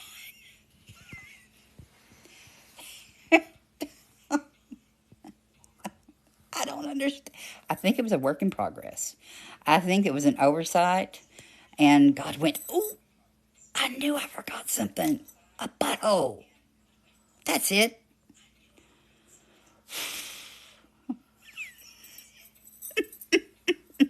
God. I mean, come on.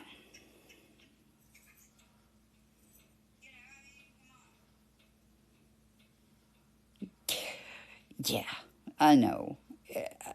To be honest with you, I think it's all allegory. And even if you go over into, what is it, Isaiah, it does talk about this being all allegory. But come on now. If you're going to go through the trouble of telling somebody to eat this gigantic fig and them crying out to you for help because they can't do anything with it in their system, I'm not exactly sure what the lesson is there to learn.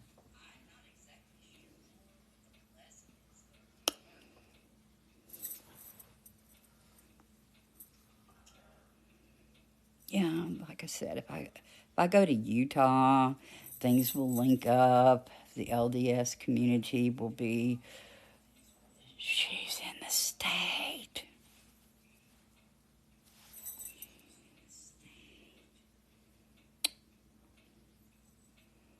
I could disappeared.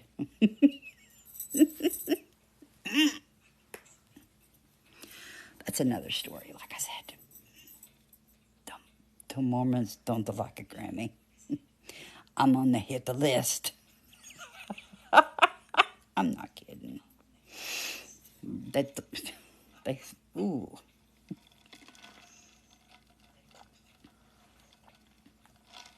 I literally had a Mormon SWAT team show up at my house once to remove some of their missionaries she's from my house because I had them so confused about their religious choices.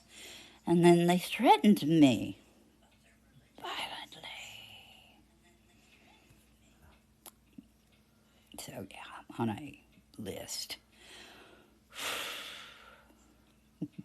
Because when Grammy goes on a search for information, Grammy goes on a search for information. So I had come across some books that I should not have known about, but I did, and I read them, and I spewed forth back unto them their own stuff. And a couple of them left the church after talking with me. And one had to go back to be reprogrammed. And all their little cluster houses across the country keep an eye on where I am. And you are safe from being visited by Mormons if you live on my street. Ooh, Lordy.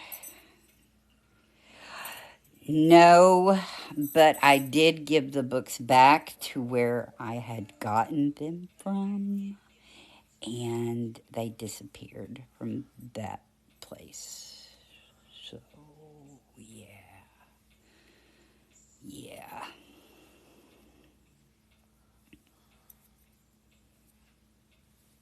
We were actually talking about the Mormon Church earlier because it played a big factor into the whole curse of Ham and Cain and why we are in the world we're in now. So, yeah,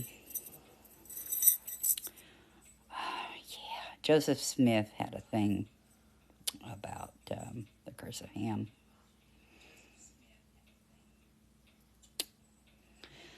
The book was about what happens in the temple.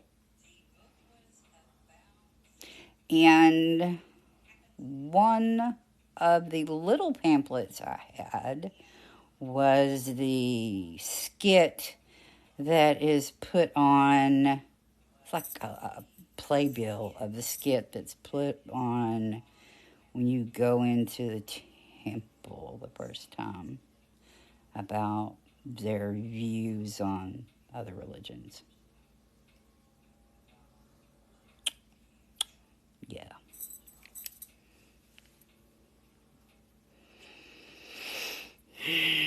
And then what happens in the inner sanctum with the insertion of,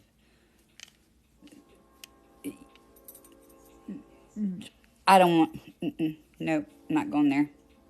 I'm staying on task.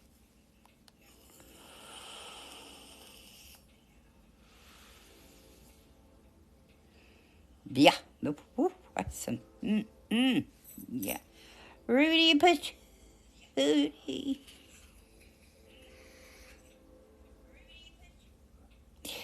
So you understand then when I'm talking about the marriage and the inner sanctum there, the crossing in through the veil and the poop and yeah. So you yeah.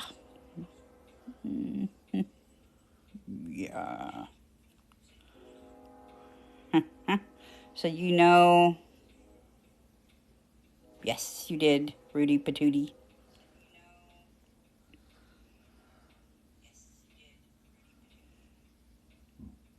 But trust me, this topic will, I am sure, create many, many, many videos from people. I don't think that you're going to miss the gist of what this was about.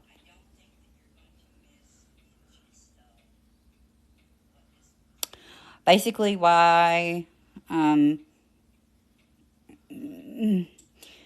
how slavery came about, how women are subjugated, how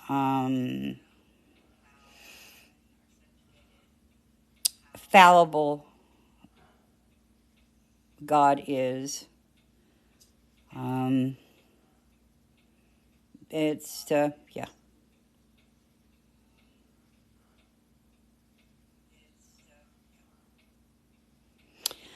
Well, I will share a cup with thee as long as I don't have happen to me what happened to Noah.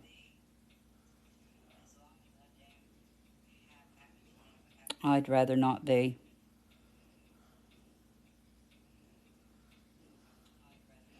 You know. I wish somebody had recorded it, doggone it. Dang it. This would have made a really good thing for people. Because I think a lot of people are hurting and they don't understand this generational pain and where it comes from. Yet they're going to the places for their soul to be fed that chained them in the first place. So that breaks my heart. I don't know.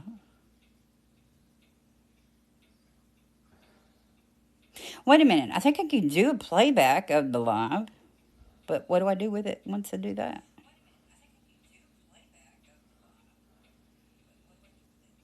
I don't know what. I'm not tech savvy, y'all.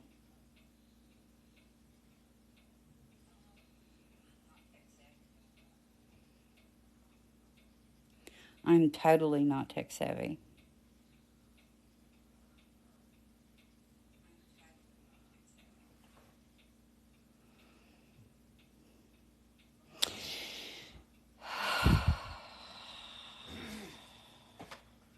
Says you can copy it, but I don't know if that's being recorded or not. I don't know.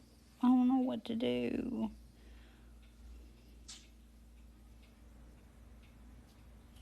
I can imagine. I can imagine.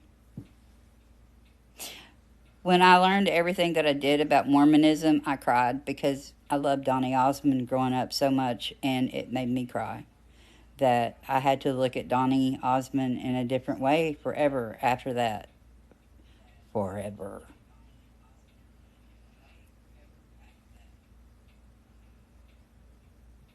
Okay, I will.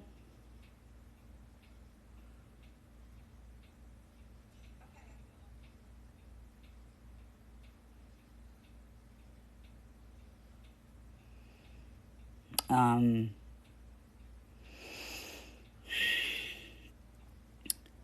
when I pray, it's more of I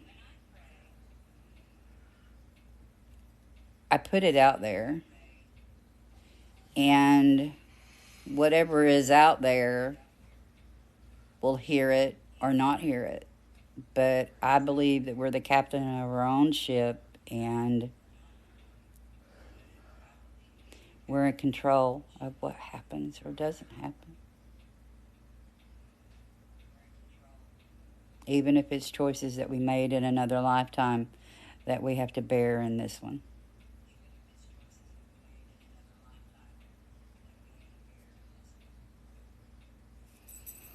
And you know, I'm really surprised that more people didn't come in to listen to this because they're going to miss out. Maybe if I had titled my live When Adam Got a Butthole, do you think more people would have showed up? Do you think it's possible? And then I could have got.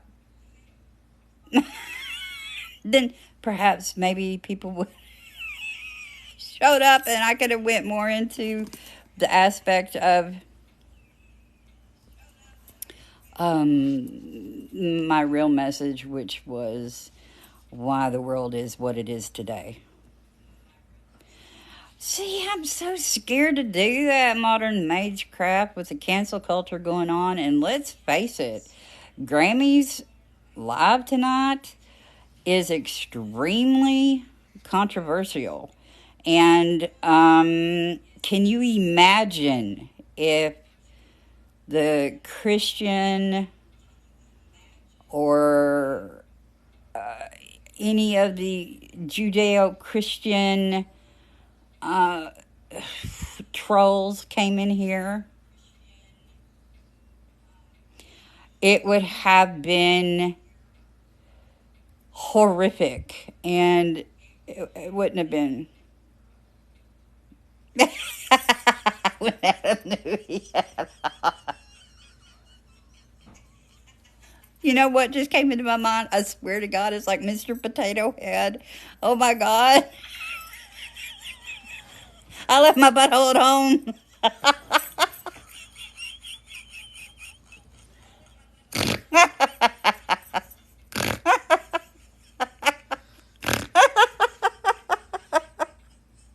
Oh God. I'm dead.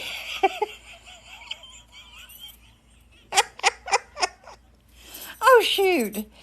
Oh. God,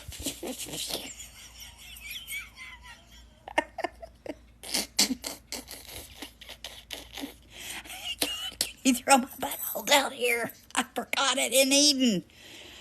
Oh Lord, yes. Shit. That's good stuff. I don't care who you are right there.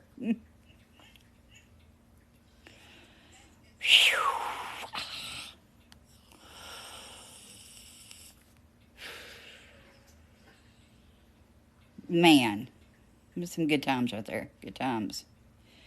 Well, I reckon this is a.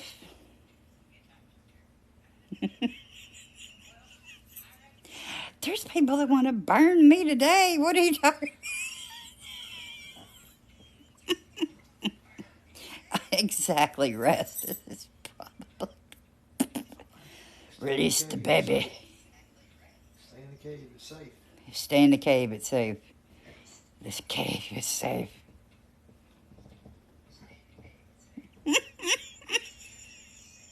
My plumbing fell out. I had to have a do-over.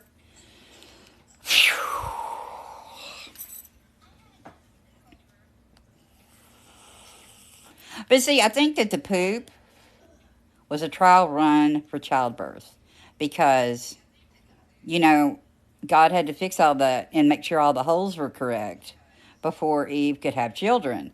So the fig, I guess, was an accident for God to figure out, oh my, I forgot some body parts down there. Mm. So yeah, can you imagine?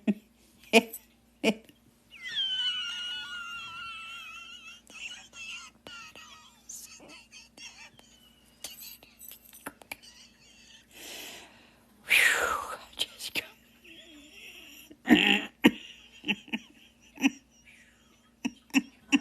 we'd all be shit demons.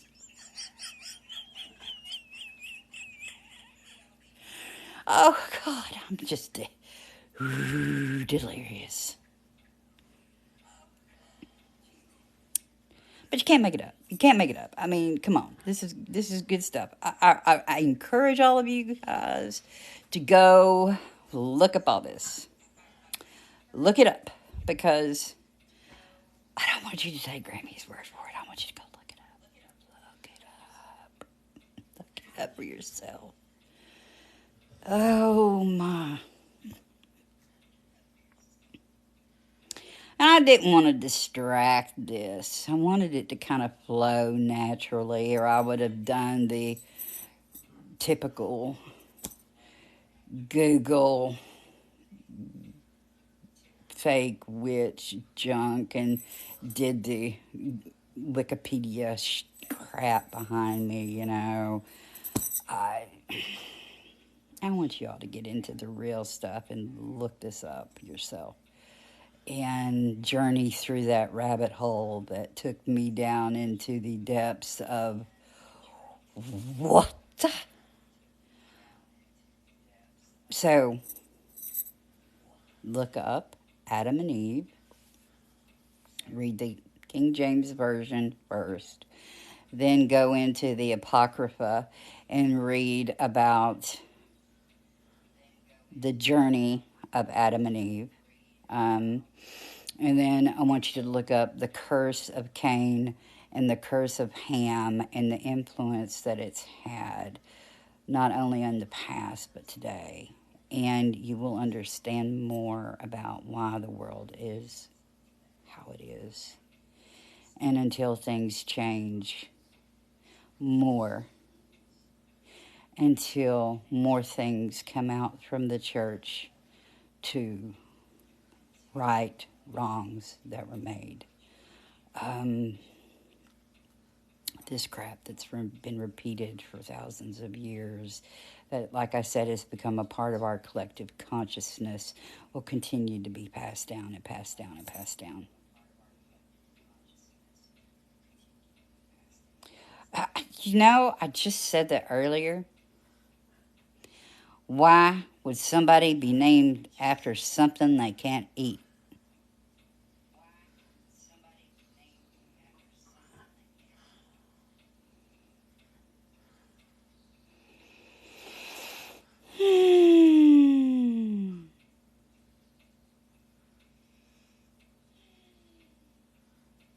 Just saying. But I reckon I'm going to get off of here. I have torqued y'all's brains enough for tonight. You all go have fun looking this up. Get busy. Do your research. Do your videos. Put this stuff out. Let people know that we understand and we know why the world is the way it is today. And it started with a book. Mom, missed you too, baby. Y'all have a great night and behave. And I love you. And I don't know how to turn this off. It's been so long since I've been on live. I don't know how to do it anymore. How do I stop it? I don't remember. Okay, love y'all.